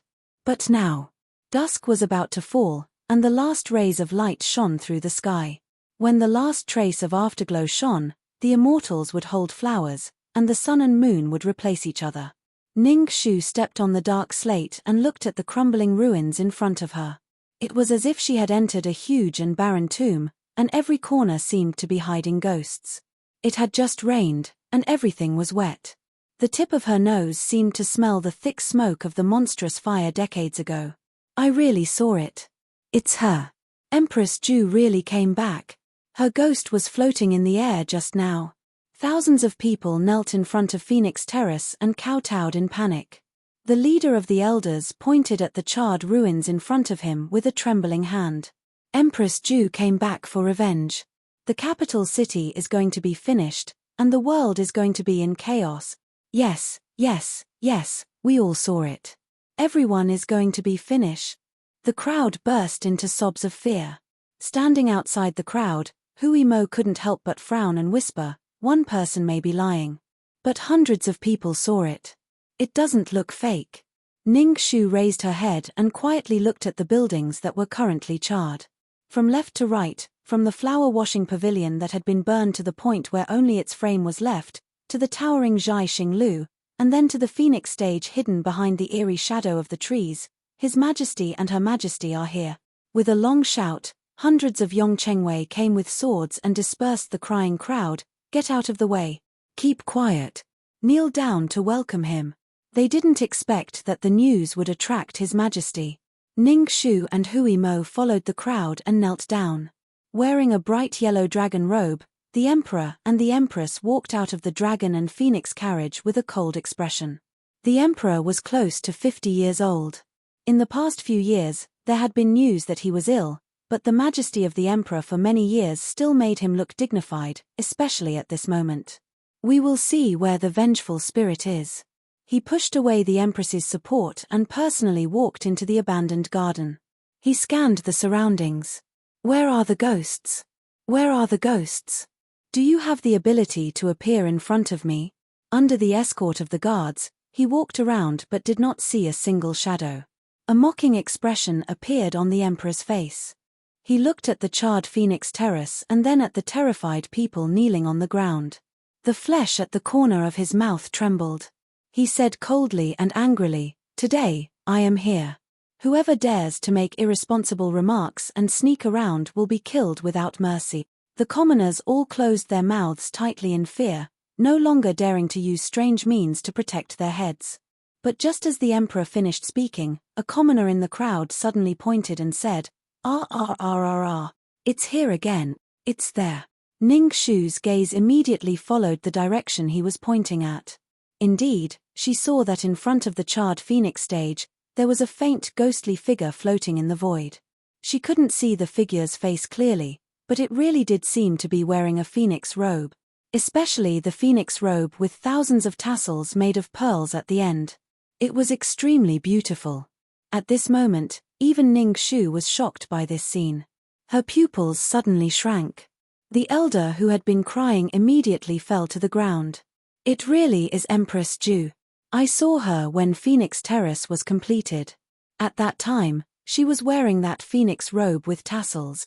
With a shout, tens of thousands of people wailed. Everyone began to panic. "Your Majesty!" the Empress suddenly cried out. The surrounding eunuchs and guards immediately put the emperor into the dragon carriage to send him back to the palace. The other guards all rushed to catch the female ghost.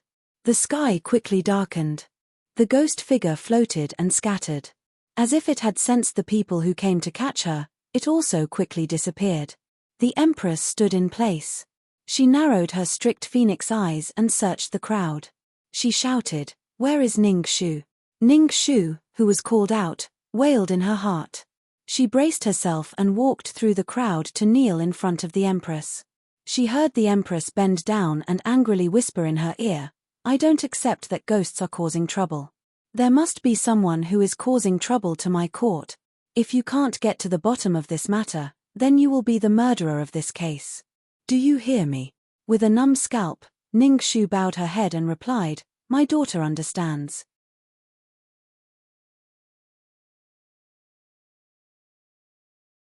Chapter 72. 10 days later, the Golden Buddha will come to the capital. If you haven't solved the case by then, you can only use your blood as the first gift to welcome the Golden Buddha. After saying this, the Empress went back to the palace under the escort of the palace maids and bodyguards. The thousands of Dragon City guards who had received the order to disperse the crowd. Everyone was ordered not to talk nonsense, but if a drop of cold water was poured into a pot of oil, how could such a big movement be covered up? The news would be spread all over the capital tonight. "You are so unlucky." Hui Mo looked at her with a pitiful gaze. "You have the reputation of being a jinx to the 9 clans. Now that such a thing has happened at Phoenix Stage, there is no one in the entire capital who is more suitable to take the blame than you." Ning Shu touched her knee, which was painful because of kneeling, and didn't say anything. "You took the blame yourself. TSK, TSK, TSK.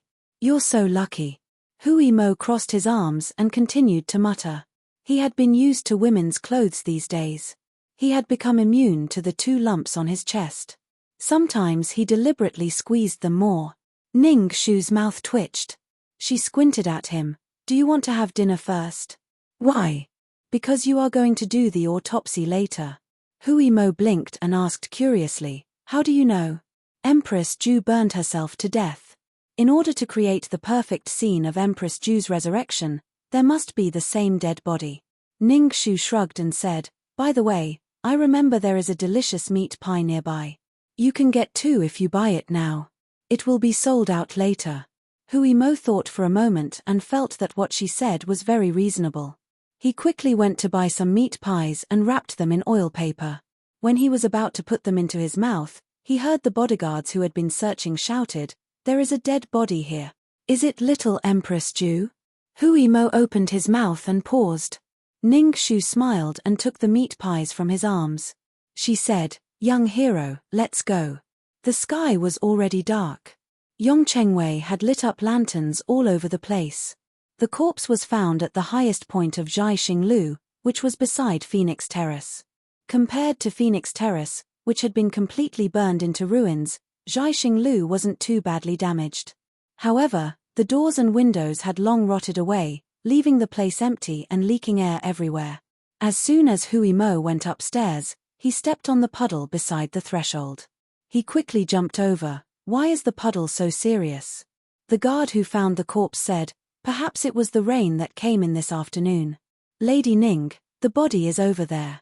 Actually, Ning Shu had already discovered it without him saying anything. A charred corpse was hanging in the middle of this floor. A blood-red ribbon was wrapped around the corpse's neck, and the other end of the corpse was hanging from the ceiling beam. The light from the lanterns shone on it, casting eerie shadows on the walls. The corpse was neatly dressed in the pearl phoenix robe that was rumored to be worth tens of thousands of gold. Hui Mo said, "Wow, it's so expensive." Then he shook his head and said, "It's too tragic." Then he began to take off his clothes. Ning Shu held her forehead and hurriedly sent the guards away. She leaned closer and whispered, "Don't forget that you are a girl now." Hui Mo said without hesitation, "What are you afraid of? I have several layers inside." Then he pulled out a few hairpins from his hair and took out a very sharp knife. Then he used the knife to cut open the interlayer of his clothes and took out a set of dissecting tools. He tore the clothes and quickly made a cloth to cover his mouth and nose. Then he dug in his chest and took out a few balls of raw garlic. Ning Shu was shocked. "You."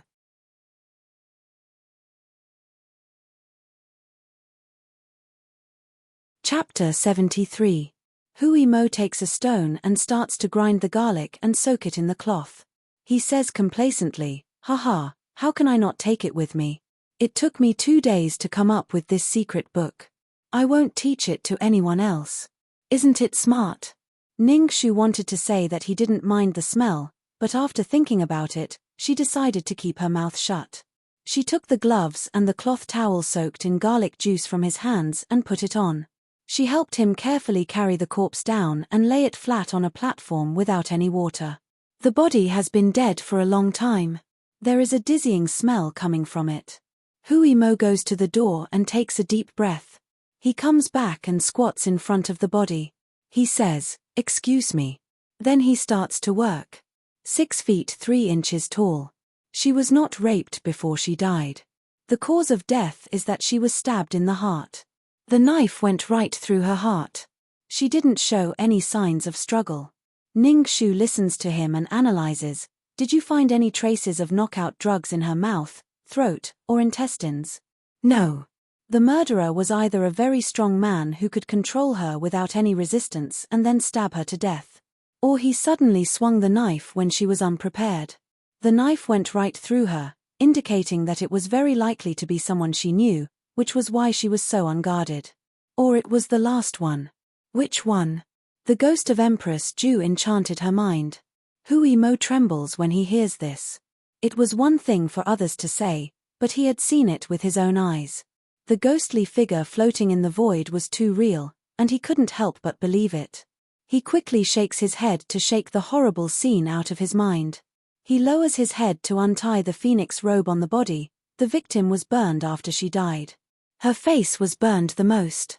According to the weather and the decay of the body, she died less than a month ago. Her phoenix robe is intact, but there is a lot of dust on it. Judging from the marks on her neck, she was hung on the beam 2 days ago. Otherwise, her head would have been cut off. Ning Shu looked around carefully and found that there were 4 relatively large puddles on this floor. She frowned and bent down to touch the corpse. She continued, "The deceased should have been buried in the ground after death. These days, the murderer noticed that I was investigating this case, so he dug up the corpse and created the strange scene today. He completely blamed this case on Empress Ju. Let's go out and check later. We should be able to find a piece of land that has just been turned over nearby. As for the fire after her death, it was probably because she didn't want others to find out her identity." Hui Mo's hands carefully touched the burnt flesh, judging from the growth of the left palm, the phalanges, the wrist bones, the radius and the ulnar bones. He should be around 18 or 19 years old, no more than 20 years old. His body is well proportioned, there are calluses on his fingers, but there are no calluses on his palms. I need to clean up the remaining flesh on my face and remodel it with clay. I should be able to recover about 70 to 80% of it. Ning Shu, if there are no calluses on the palms, it means that they don't usually do heavy work.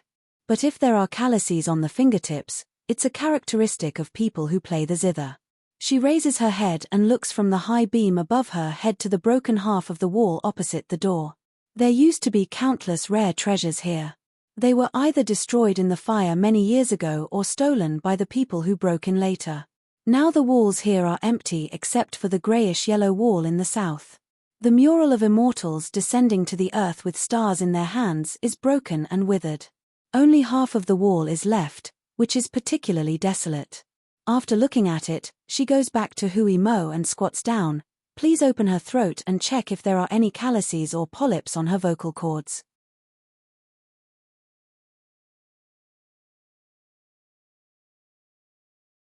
Chapter 74. Ning Shu helped him to stabilize the neck of the corpse. Then Hui Mo cut the middle of the throat. Although the face of the corpse was badly burned, the throat was deep. Except for the inevitable decay, it was still well preserved. After a while, Hui Mo nodded, there are calluses. Ning Shu pondered for a moment and showed pity in her eyes. It means that she used her voice too much for a long time and didn't take good care of it. She should be a singer in a brothel. In addition to practicing her voice every day, she also needs to practice some simple instruments. You have to reconstruct the face. But according to the current situation, I think she is the one we have been looking for. Niinu. Niinu. After listening, Hui Mo looked at the corpse in front of him and his eyes were slightly stunned. They had spent so much effort to find the person who took the initiative to appear in front of them. This feeling was really unpleasant. Although according to their analysis, since the murderer dared to openly display the corpse in front of them, he would definitely not leave any clues. However, the two of them still worked tirelessly to dissect and analyze the corpse thoroughly. The result was that they found nothing. When they came out of Zhai Xinglu, Hui Mo hurriedly took off the gloves that were stained with rotten meat. He looked up at the moon and felt dizzy, depressed and hungry. The tip of his nose sniffed and suddenly smelled the fragrance of the food beside him. He looked and saw Ning Shu taking out the oiled paper bag that contained the meat patty and was eating heartily. Just as he was about to ask for a piece, he suddenly noticed that there was a piece of meat in the middle of the meat patty that was bitten. He could see that the shop was very serious when making the pies. Every piece of meat was finely chopped and mixed together with a secret sauce. Even if it was cold, he could still smell the tempting fragrance. But, when he thought of the burnt and rotten meat on the corpse, Hui Mo's stomach suddenly turned. Just now you and I examined the corpse together. How can you still eat it? You are simply. Although he had examined many corpses and had seen blood on his hands, he had never eaten in front of a corpse. Even when Shizzy taught him how to dissect corpses in the prince's mansion, he just distinguished the bones while Shizzy drank tea. He had never eaten anything. This woman was too terrifying. Ning Shu took a step forward and put a piece of meat pie in front of him. What's wrong with this? If they really forced someone into a corner, there would be people who would eat them up. Didn't you say you were hungry before the autopsy? Here, I'll give you a piece. I wrapped it quite tightly and it's still warm. It's especially fragrant. Hurry up and have a taste. Leave me. Far. Be careful. Looking at Hui Mo running away, Ning Shu smiles evilly. Young man, you have to pay the price for mocking others. Have you learned that? She finished eating the meat loaf and was about to clap her hands and step out of the gate of this desolate garden when she suddenly felt a slight wind rushing towards the back of her head. She lowered her head and 3 darts pierced into the tree trunk in front of her. She didn't have time to react before another 3 followed. Ning Shu sucked in a breath. Just when the 3 darts were about to pierce through Ning Shu's chest, Hui Mo flew quickly and threw out the last piece of garlic that he didn't use just now. Then his body was like a whirlwind in front of Ning Shu. 3 darts, one was hit by the garlic in his chest, one was kicked away by his foot, and the last one was caught between his teeth. Hui Mo kneeled on the ground with one knee, tilted his head and spat out the dart that he caught with his teeth. A crisp sound. There was a rustling sound in the dark shadow of the tree in the distance. When Hui Mo rushed over, the other party had already escaped. Picking up the darts on the ground and placing them in her palm, Ning Shu narrowed her eyes and said, "Looks like we have to be faster."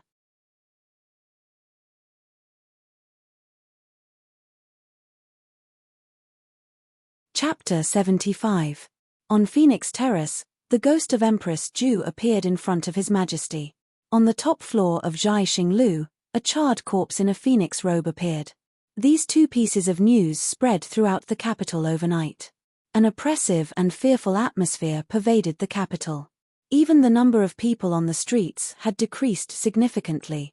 Children were locked up at home, afraid that they would run around and be possessed by resentful ghosts, becoming the second corpse to be hung on Zhai Xinglu. Buddhist temples and Taoist temples in the capital were crowded with people. They were all fighting to buy willow water, charms, and other items to ward off evil spirits. Even Bai Xiaosheng, who had always been a joker in Chasing Cloud and Chasing Moon Tower, became serious because of the female ghost. The name I didn't dare to say that day was Empress Ju. I didn't expect that the more I didn't dare to say, the more it would happen. I heard the news from the palace that the Golden Buddha would enter the capital in 9 days. His Majesty was going to welcome the Golden Buddha into Wanfo Temple and let the light of the Golden Buddha shine on the entire capital from Mount Xiong. But this plan was disrupted by the sudden appearance of Empress Ju's resentful ghost. His Majesty has now decided to suppress the Golden Buddha on Phoenix Terrace to disperse the resentful ghost. Will Consort Nguyen participate? Of course. I really hope that Consort Nguyen, the reincarnation of Guanyin, can use her Buddha's light to suppress the ghost in Phoenix Terrace. Don't let the female ghost run out and kill people again. Did you see the ghost yesterday? I saw it. My house is nearby. It's too scary. I didn't see it when it first appeared. When I heard that His Majesty went, I ran to see it. I saw with my own eyes that His Majesty had just said, "I'm here today. Whoever dares to talk nonsense and do evil will be killed without mercy." It didn't take long for the female ghost to appear and float in the air. Thousands of pairs of eyes saw her. She was wearing a phoenix robe that was burnt black. I could faintly hear the ghost's cry. Even His Majesty fainted from fright. Ever since that ghost shadow appeared, our group of people moved out overnight. Now, we are all staying at our relatives' houses. I don't know if we can escape this disaster. Could the charred corpse in the phoenix robe be Empress Ju's punishment for us for not believing in her? Sigh. I'm afraid this year won't be a peaceful one. May the gods and Buddhas bless us. May the heavens bless us. After leaving Chasing Cloud and Moon Chasing Pavilion, Ning Shu sat in Xiaoho Qing's carriage, slowly traveling through the bustling Eastern Market. Ning Shu lifted a corner of the curtain and looked outside. Only half of the stalls that had filled the entire street were left, and the crowd that had stood shoulder to shoulder had also disappeared. There were only a few people in front of the magic booth. The booth owner didn't get any reward for performing a few magic tricks, so he sat on the side in frustration. Ning Shu looked for a while and asked Juicy to stop the carriage. She put on her veiled hat and jumped down from the carriage. She walked to the stall owner and said, "Stall owner, I saw you perform a few magic tricks when I passed by your shop earlier, especially that empty cage of birds. I saw with my own eyes that your cage was empty. When you covered it with a black cloth and blew on it with fairy air, several birds came out of it. It was really amazing. I went back and pondered for a long time, but I still couldn't figure it out. I scratched my ears and cheeks for several days. I just want to ask you what the secret of this magic trick is." The booth owner smiled and said, "This is the craft passed down from my master. If I tell you, I can only eat the northwest wind." Ning Shu laughed, clear and carefree, like a delicate young lady raised in a boudoir. She was incomparably innocent. "Booth owner, don't worry. I won't steal your bowl of rice. I'm just satisfying my curiosity and going back to play by myself. If you can tell me, I'll pay you well."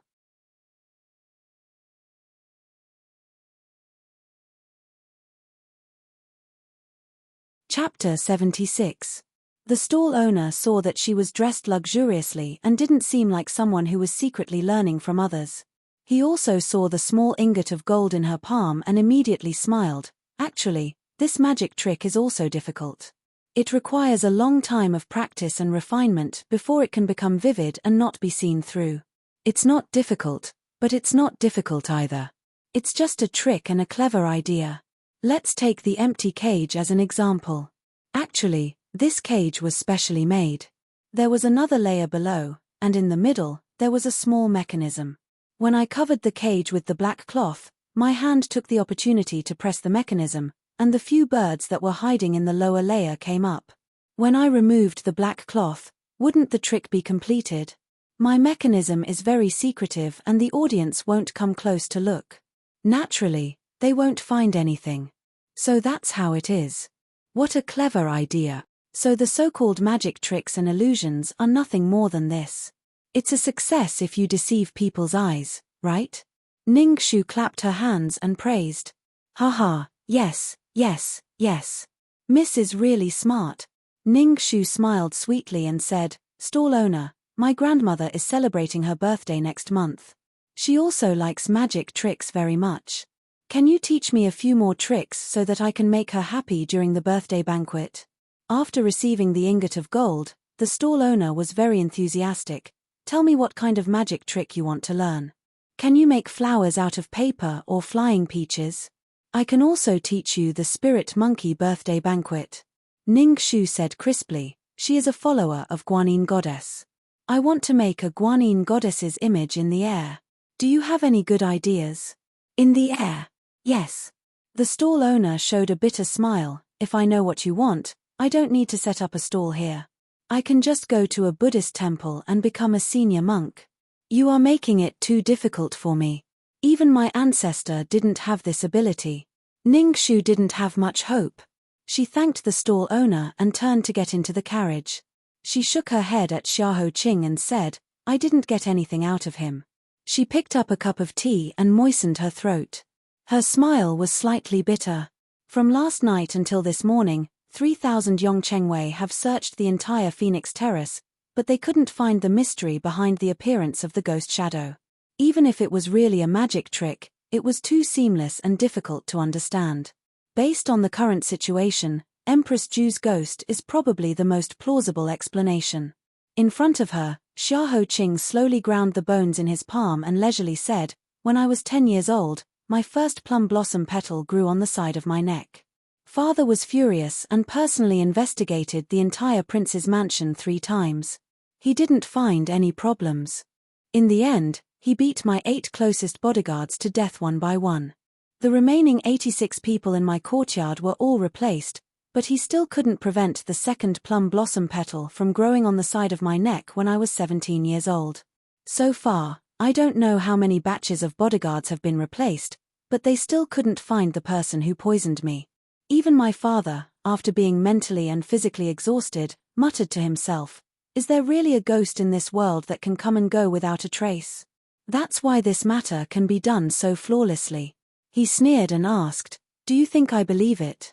Ning Shu slowly shook her head and answered, No. If he believed it, he wouldn't drag his sick body to the capital and wouldn't be standing in front of her at this moment. He also wouldn't spend so much effort to train Hui Mo, Shi Yang, and the others to be his eyes, mouth, hands, and brain, his left and right arms. He also wouldn't pin his hopes on a complete stranger like her and waste time with her. Xiahou Qing's knuckles knocked on the small table. Last night, someone wanted to kill you. I think this is good news.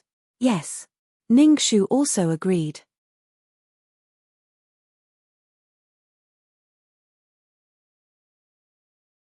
Chapter 77. Outside the carriage, Hui Mo, who was walking slowly with the carriage, frowned in confusion. How could an assassination be a good thing? Last night, if he or Lady Ning didn't react in time, Lady Ning would have died in Phoenix Terrace. He continued to listen while looking around vigilantly. Ning Shu's voice was soft and firm. Originally, the other party made Empress Ju's ghost appear in front of thousands of people yesterday. It was a very good move. When I saw that scene, even I was stunned. This move was simply wonderful. But his mistake was that he didn't restrain himself and took the opportunity to kill me. Instead, He revealed a flaw. This means that I have been investigating Niinu's matter and dissecting Niinu's body, which made him feel threatened. It also made me start to suspect. I always thought that the center of this case was Cloud Leaf. Maybe I was wrong. Niinu is the most important part, and Cloud Leaf was only poisoned because he accidentally saw the process of her death. Xiahou Qing was silent for a moment, apparently thinking about her words. How many suspects do you have? Ning Shu slowly said, at present, there are two things that can be confirmed. First, Niinu and Yun Ruohui must have a deep and confidential relationship. Yesterday, when he said in the nightmare, "Don't blame me, you shouldn't have come, Nyan," the word after that should be the word slave. There is also the small portrait in his sleeve to prove it. Second, the opera troupe that Niinu was in 2 years ago was bought by the third prince Xiao Yunyang. After that, more than a dozen girls in the troupe didn't have any contact with the troupe leader. What happened to those girls is worth investigating. Xiahou Qing nodded and said in a clear voice, "Investigate it as soon as possible. I hope you won't waste the life that I saved you before." Ning Shu also had the same idea.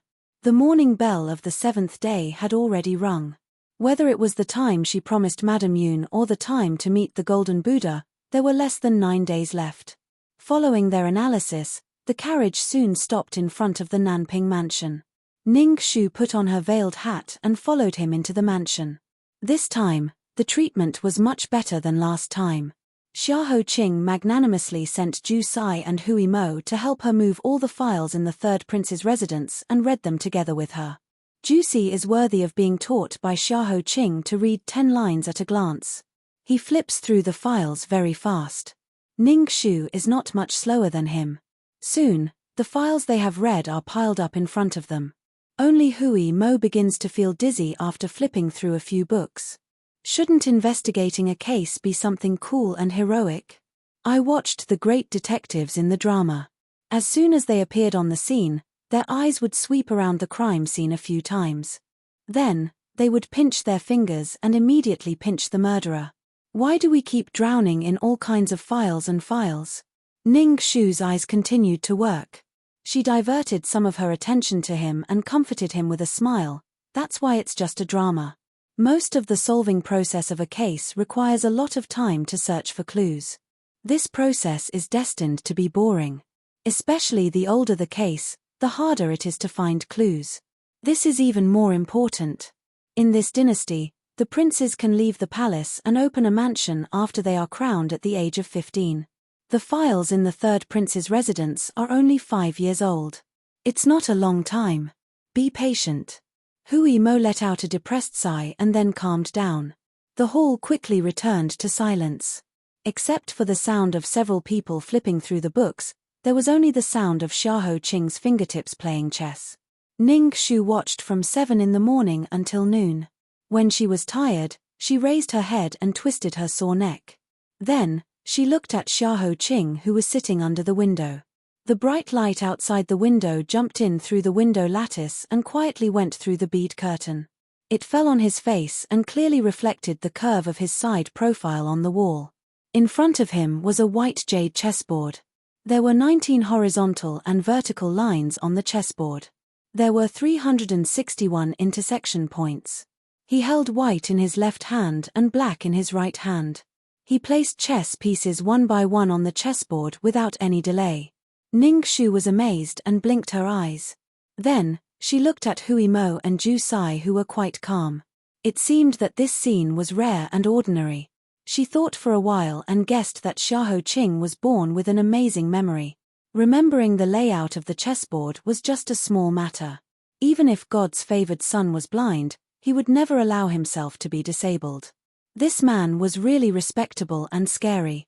Ning Shu thought about her neck. It was still hateful.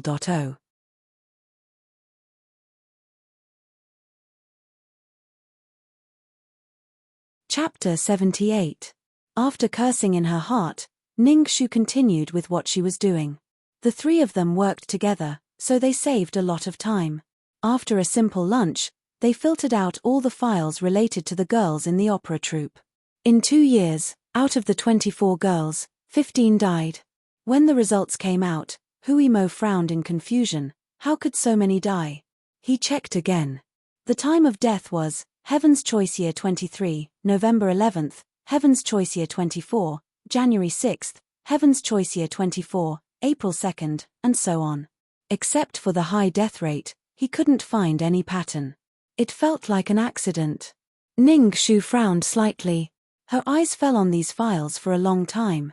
Then she pursed her lips and said, I'll have to trouble you two to find me the files of the death records of the maids in the third prince's mansion. I don't need all of them. Just find some for me. The two nodded and said, yes. They didn't have time to rest and continued to work. Just now, they flipped through the files and had some impressions. Soon, they gathered a pile of files. Ning Shu's calm gaze swept past the densely packed words. Her eyes quickly lit up as she read out a few lines. Look here, on the 27th day of the 10th month of the 23rd year of Heaven's selection, Maid Kui Lian passed away due to illness. November 11th, year 23, Qin Fang accidentally fell into the water and died. November 24th, year 23, Maid Xiao Yu died of an epidemic disease. December 8th, year 23, Hui Mo was still puzzled, but Ju Sai had already seen through the mystery. Since 3 years ago, every 13 or 14 days, there will be a maid in the third prince's mansion who died of illness or accidents. Ning Shu nodded. The third prince's residence is so big. There are hundreds of servants who serve him. Every year, a dozen or 20 of them die in various accidents. It's not a lot. If they commit a big crime, the master will kill dozens of them in a fit of anger. However, the problem is that the time of death is basically 14 days. Among them, it cleverly avoids important days such as His Majesty's birthday and the Empress Dowager's Memorial Day. This can't be described as mere coincidence. She was so thirsty that she picked up a cup of water from the table and drank it. She continued, in addition, the death rate of the maids is especially high. I compared the death rate of the maids and the male servants in the same period of time. 7 maids died, but only 2 servants died. One of them was even older.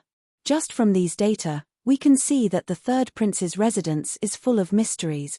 Xiaoho Qing threw the unfinished chess piece into the jar and said slowly, if too many people die at once, it will inevitably attract unnecessary attention and some speculations.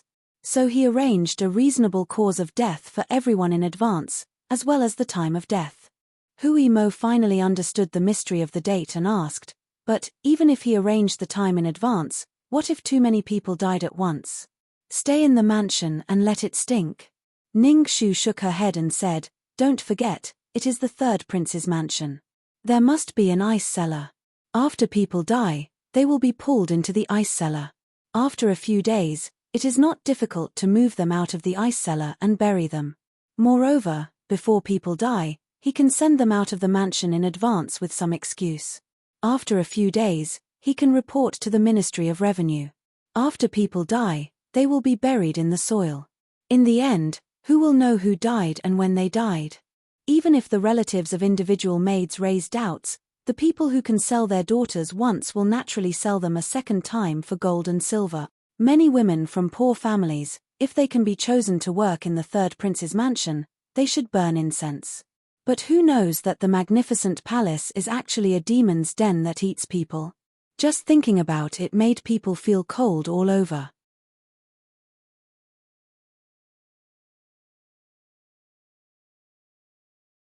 Chapter 79. Her throat was already uncomfortable, and after speaking so much, the young girl's sweet voice sounded a bit hoarse, making people who heard it feel thirsty. Xiaoho Qing reached out to pick up the cup of tea that he had just placed on the table, but he suddenly discovered that the cup had moved and the water inside was empty. He slightly wrinkled his brows and pressed his thumb on the cup, his face unnatural for a moment. But that unnaturalness came and went quickly. He calmly moved the cup to the side and said in a low voice, when will the next damned person from the third prince's residence be? Ning Shu calculated in her mind and said, it should be within these 2 days. In these few days, I will arrange for people to take turns guarding outside the third prince's residence to see if they can catch any clues.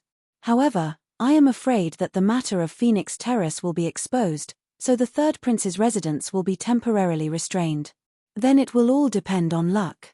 Xiahou Qing said, you said before that before Niinu disappeared, she left her family's heirloom bracelet with the procuress. If we put some effort into it, we might be able to find some clues. Ningxu nodded, I also have the same idea. Moreover, Chun Niang Yang asked me before, so I should give her an explanation. After putting on her veiled hat, Ningxu took Hui Mo and left, preparing to go to the moon-seizing lake again. Wait. The voice of the person behind her interrupted her movement to leave. Ningxu looked back at him in surprise, thinking that he still had something to say.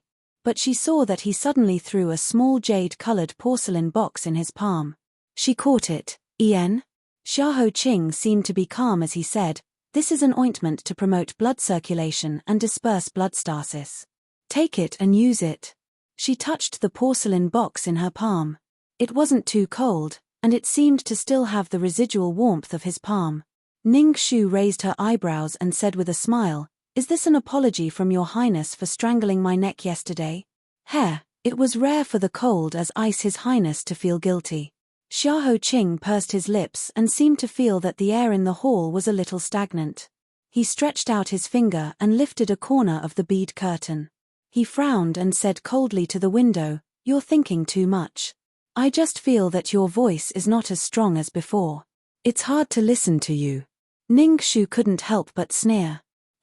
Men.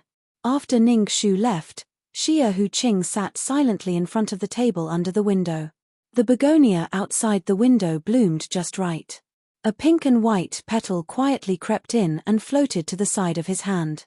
It was like a light kiss, but also like the foot of a dragonfly brushing across the surface of a lake, creating a ripple. A moment later, Xiahou Qing said, Juicy, take this tea set out and smash it. Juicy was stunned for a moment. His eyes fell on the tea set. He suddenly realized what had happened and immediately said, yes. Then he stepped forward, tidied up the tea set, and turned around to take it out. He raised his hand and was about to smash the first cup. But he heard His Highness's voice again, wait. Through the window, Juicy felt that His Highness's calm voice seemed to be mixed with a trace of irritation, put it away. Don't let me see it again. He looked down at his nose at his mouth, and his mouth at his heart. He didn't interrupt and respectfully replied, yes. After leaving the Nanping mansion, they got on their own carriage. Hui Mo drove the carriage to the west of the city. Ningxu leaned on the soft cushion to rest for a while. While she was half asleep, the carriage suddenly stopped. Ningxu was caught off guard and woke up. She was about to ask what happened. Hui Mo lifted a corner of the curtain and whispered, it seems to be the fifth princess's carriage. As soon as he finished speaking, a murmur came over. Is it the eldest miss of the Ning family? Our princess invites you. The fifth princess? She didn't remember having any dealings with this princess. She thought it was because of the case. Ningxu rubbed her swollen temples and put on a model smile to get off the carriage to greet her.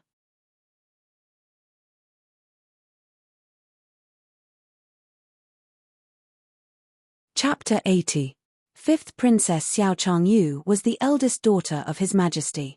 In His Majesty's eyes, her position was different from the other princesses. Since she was young, she didn't like female toys. Instead, she often practiced horseback riding and archery with the princes.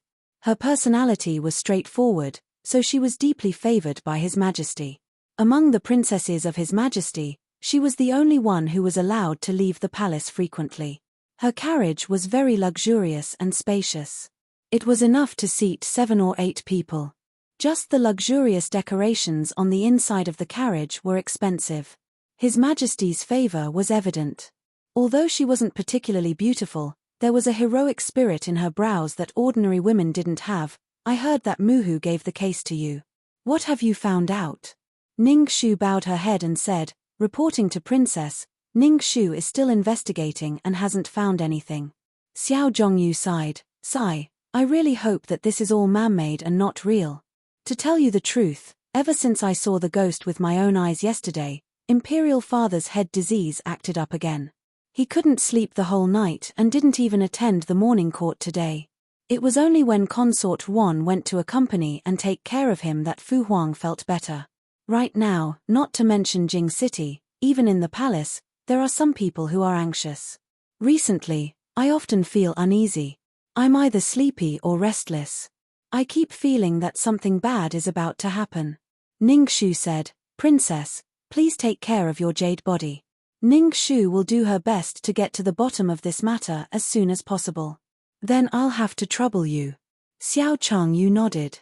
Then, she looked at the decorations in the carriage and was lost in thought.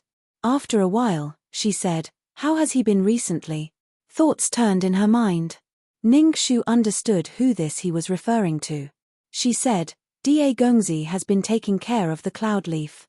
He doesn't wear clothes and his fatigue has decreased. However, it's not a big problem. That's good, Xiao Changyu nodded. Then, she looked at her and smiled self-deprecatingly. You've also heard about me? This question was not easy to answer. Ning Shu could only vaguely reply, I've heard a little about it. Xiao Changyu said indifferently, I know that many people outside laugh at me. Even among my brothers and sisters, there are some who talk behind my back. In the entire harem, there are only 2 or 3 people who are willing to understand me. What's wrong with that? I love him with all my heart, so I'm willing to do stupid things for him. It's my own pleasure. On this point, Ning Shu sincerely admired her. Princess is bold and straightforward, not influenced by the secular world's views. Ning Shu admires you. Xiao Changyu held her hand and said, Ning Shu, you and I are both women with bad reputations. Although today is the first time I've seen you, there are many things I want to say to you. Tell me, love at first sight or love over time, which one is easier to have a good ending?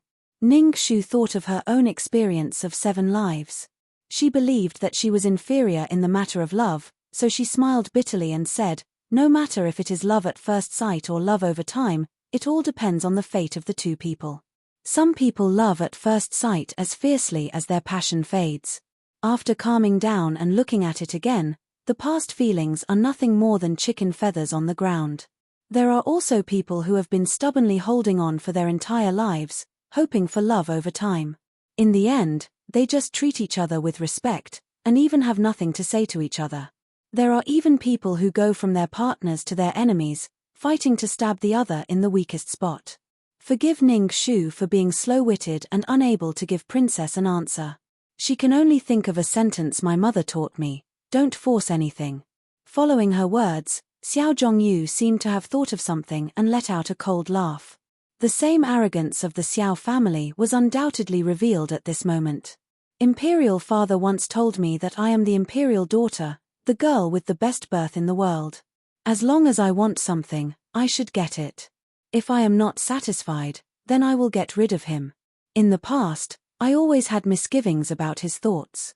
I didn't want to make him unhappy, so I endured and followed his wishes. But he would rather run off to like someone than like me. Sometimes, I really can't accept this.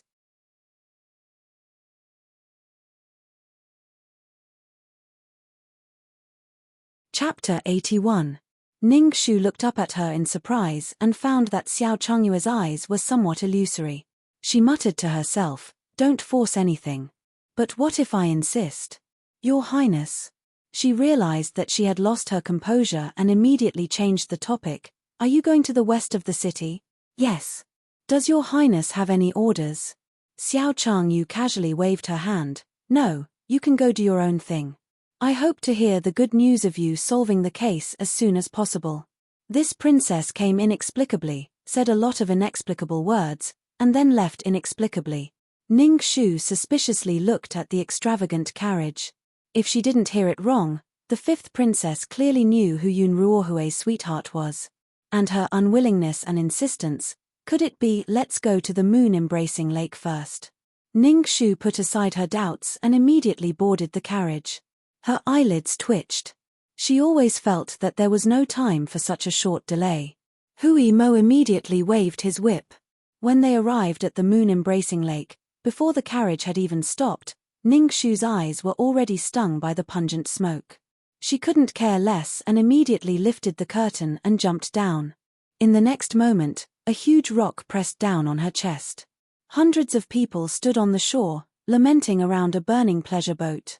In the middle of the crowd, The procuress collapsed on the ground and cried loudly. Chun Niang and the others were also disheveled and dirty. Their faces were covered with black ash and their bodies were wet. It was obvious that they had just escaped from the pleasure boat. Some of the girls were even burned. All of them gathered together like frightened sparrows, crying and weeping. Pushing through the crowd, Ning Shu hurriedly asked, "What's going on?" Chun Niang raised her head and recognized her. She tried her best to stop her tears and said, "We were all tidying up our rooms to prepare for the reception of the guests at night. Somehow, the boat suddenly caught fire, and it wasn't just one place. The fire was so strong that we couldn't put it out even if we poured water on it. We had no choice but to jump into the lake to escape, but everything on the boat was gone." Ning Shu's heart was heavy.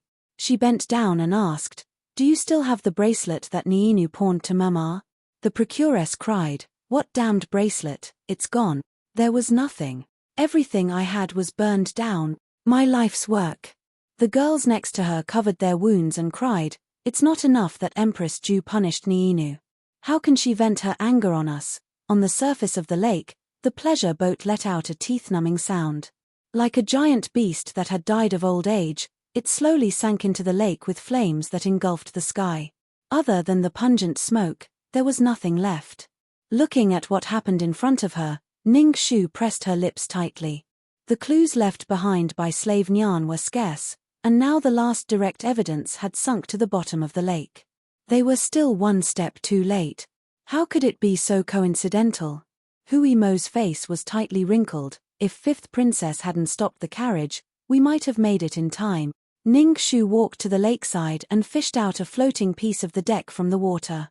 She touched it and felt a piece of slippery oil between her fingers. She closed her eyes and went through the series of things that happened just now in her mind again. Then she said softly, "Yes, how could it be so coincidental?" After leaving all the money to Chun Niang and others temporarily, she returned to the residence of Yun. Ning Shu immediately found Zigui, Forsythia is temporarily guarding the residence of Yun. "I have another more important thing to ask you. Immediately go to Qingju and help me find the traces of a singer named Niinu in the brothel. I want all the information related to her. It's 1,000 miles away from Qingju, but I only have 8 days to give you. I'm afraid that you will have to travel day and night. Please take care of yourself. It's my duty. I'll go now." Zigui shouted. A red horse quickly rushed out of the city gate, stepped on the grass pond that had accumulated rain yesterday, and rushed to the north of Qingju.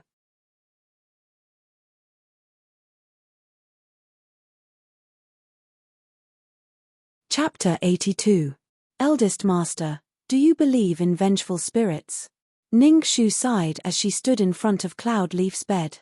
She suddenly turned to Yun Ruohui and asked. Yun Ruohui frowned and asked, "Lady Ning, why do you suddenly ask? Do you also believe in the rumor that Empress Ju took her anger out on Cloud Leaf and harmed him?" Ning Shu smiled and shook her head.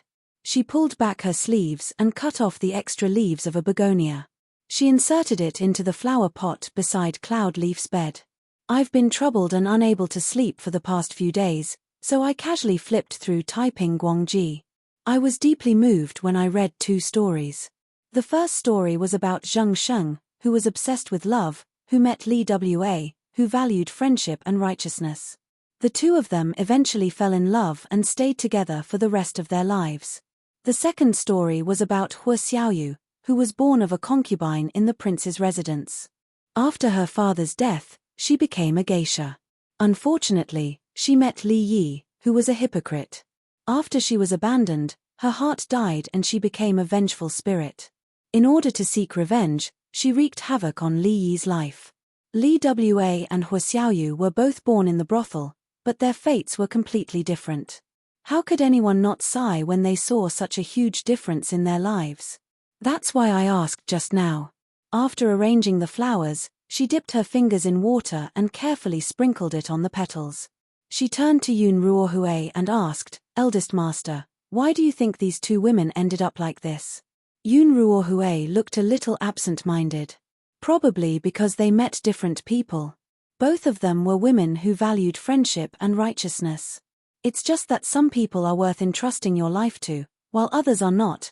Ning Shu furrowed her brows in distress. Li Yi was a jinsha. In the beginning, he was also affectionate and sweet. Zheng Sheng, on the other hand, was extravagant and didn't take the imperial examinations. It was only later that he started studying. I really can't tell which one of them is worth entrusting your life to. Maybe it's hard to tell what's in a person's heart. Yun Ruohui's voice was a little obscure. Some people don't understand themselves. They think they are reliable, but in the end, they are just useless. Ning Shu nodded her head in agreement. She tilted her head and asked curiously, "What would you do if you met a woman like Li Wa or Hua Xiaoyu?" Yun Ruohui gently lowered her eyes, using her long black eyelashes to cover up the bitterness in her eyes. She forced a smile and said, "People are destined to have boundaries when they are born. Perhaps it was best not to meet people with too much disparity in status in the first place. Even if they did meet, they should not get close to them. It would be better for both parties. No one will disturb anyone, and no one will harm anyone. In the end, no one will hate anyone." Ning Shu sighed. "I remember what young Master Xiao told me before. The woman you were destined to meet unfortunately passed away. In your story, I think she was a very cute woman. My heart is in turmoil, so I would like to take the liberty to ask, why did she pass away, and when did she pass away?" Yun Ruohui's body trembled slightly, and tears vaguely appeared in his eyes. "She died 3 years ago. She died, under a bandit's knife." Ning Shu felt a stab in her heart when she saw this. She immediately bowed deeply and said, "I'm sorry. It was my recklessness that brought up young Master Xiao's sad memories. Please forgive me. It's okay. It's all in the past." Yun Ruohui blinked away the tears in his eyes and said with a smile, "I just need to remember that the best of her will always live in my heart. Forgive me for forgetting myself. I'll go clean up first." Yun Ruohui turned to leave, but Ning Shu suddenly said, "Young Master Xiao, there's something you might not know. About 2 hours ago, the 5th princess summoned me to ask about a case." Yun Ruohui suddenly stopped in his tracks. He turned around and asked, "What did she ask you about?"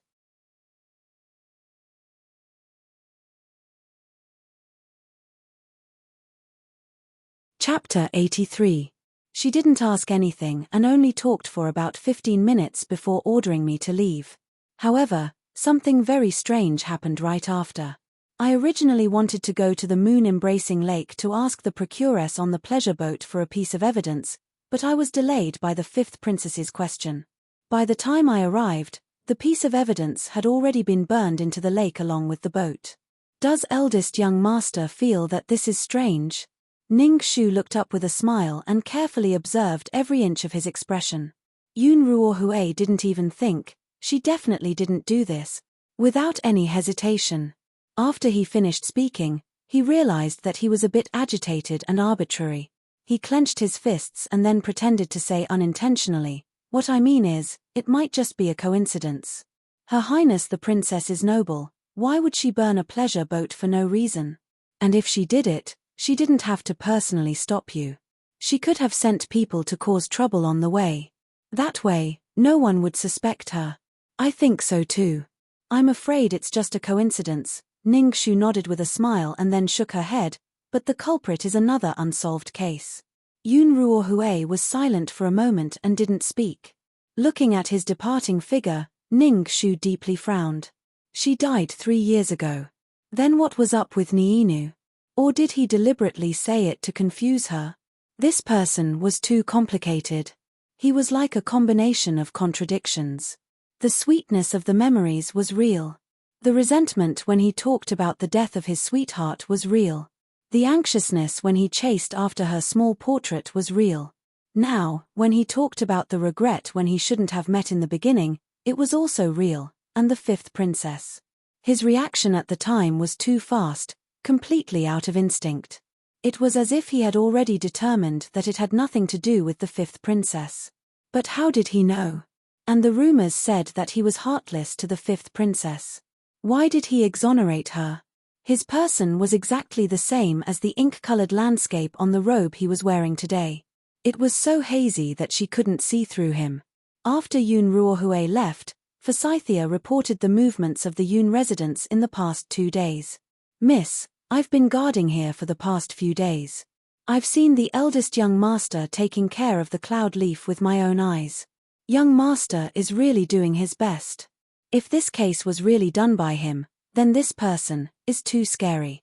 He was a Buddha on one side and a demon on the other.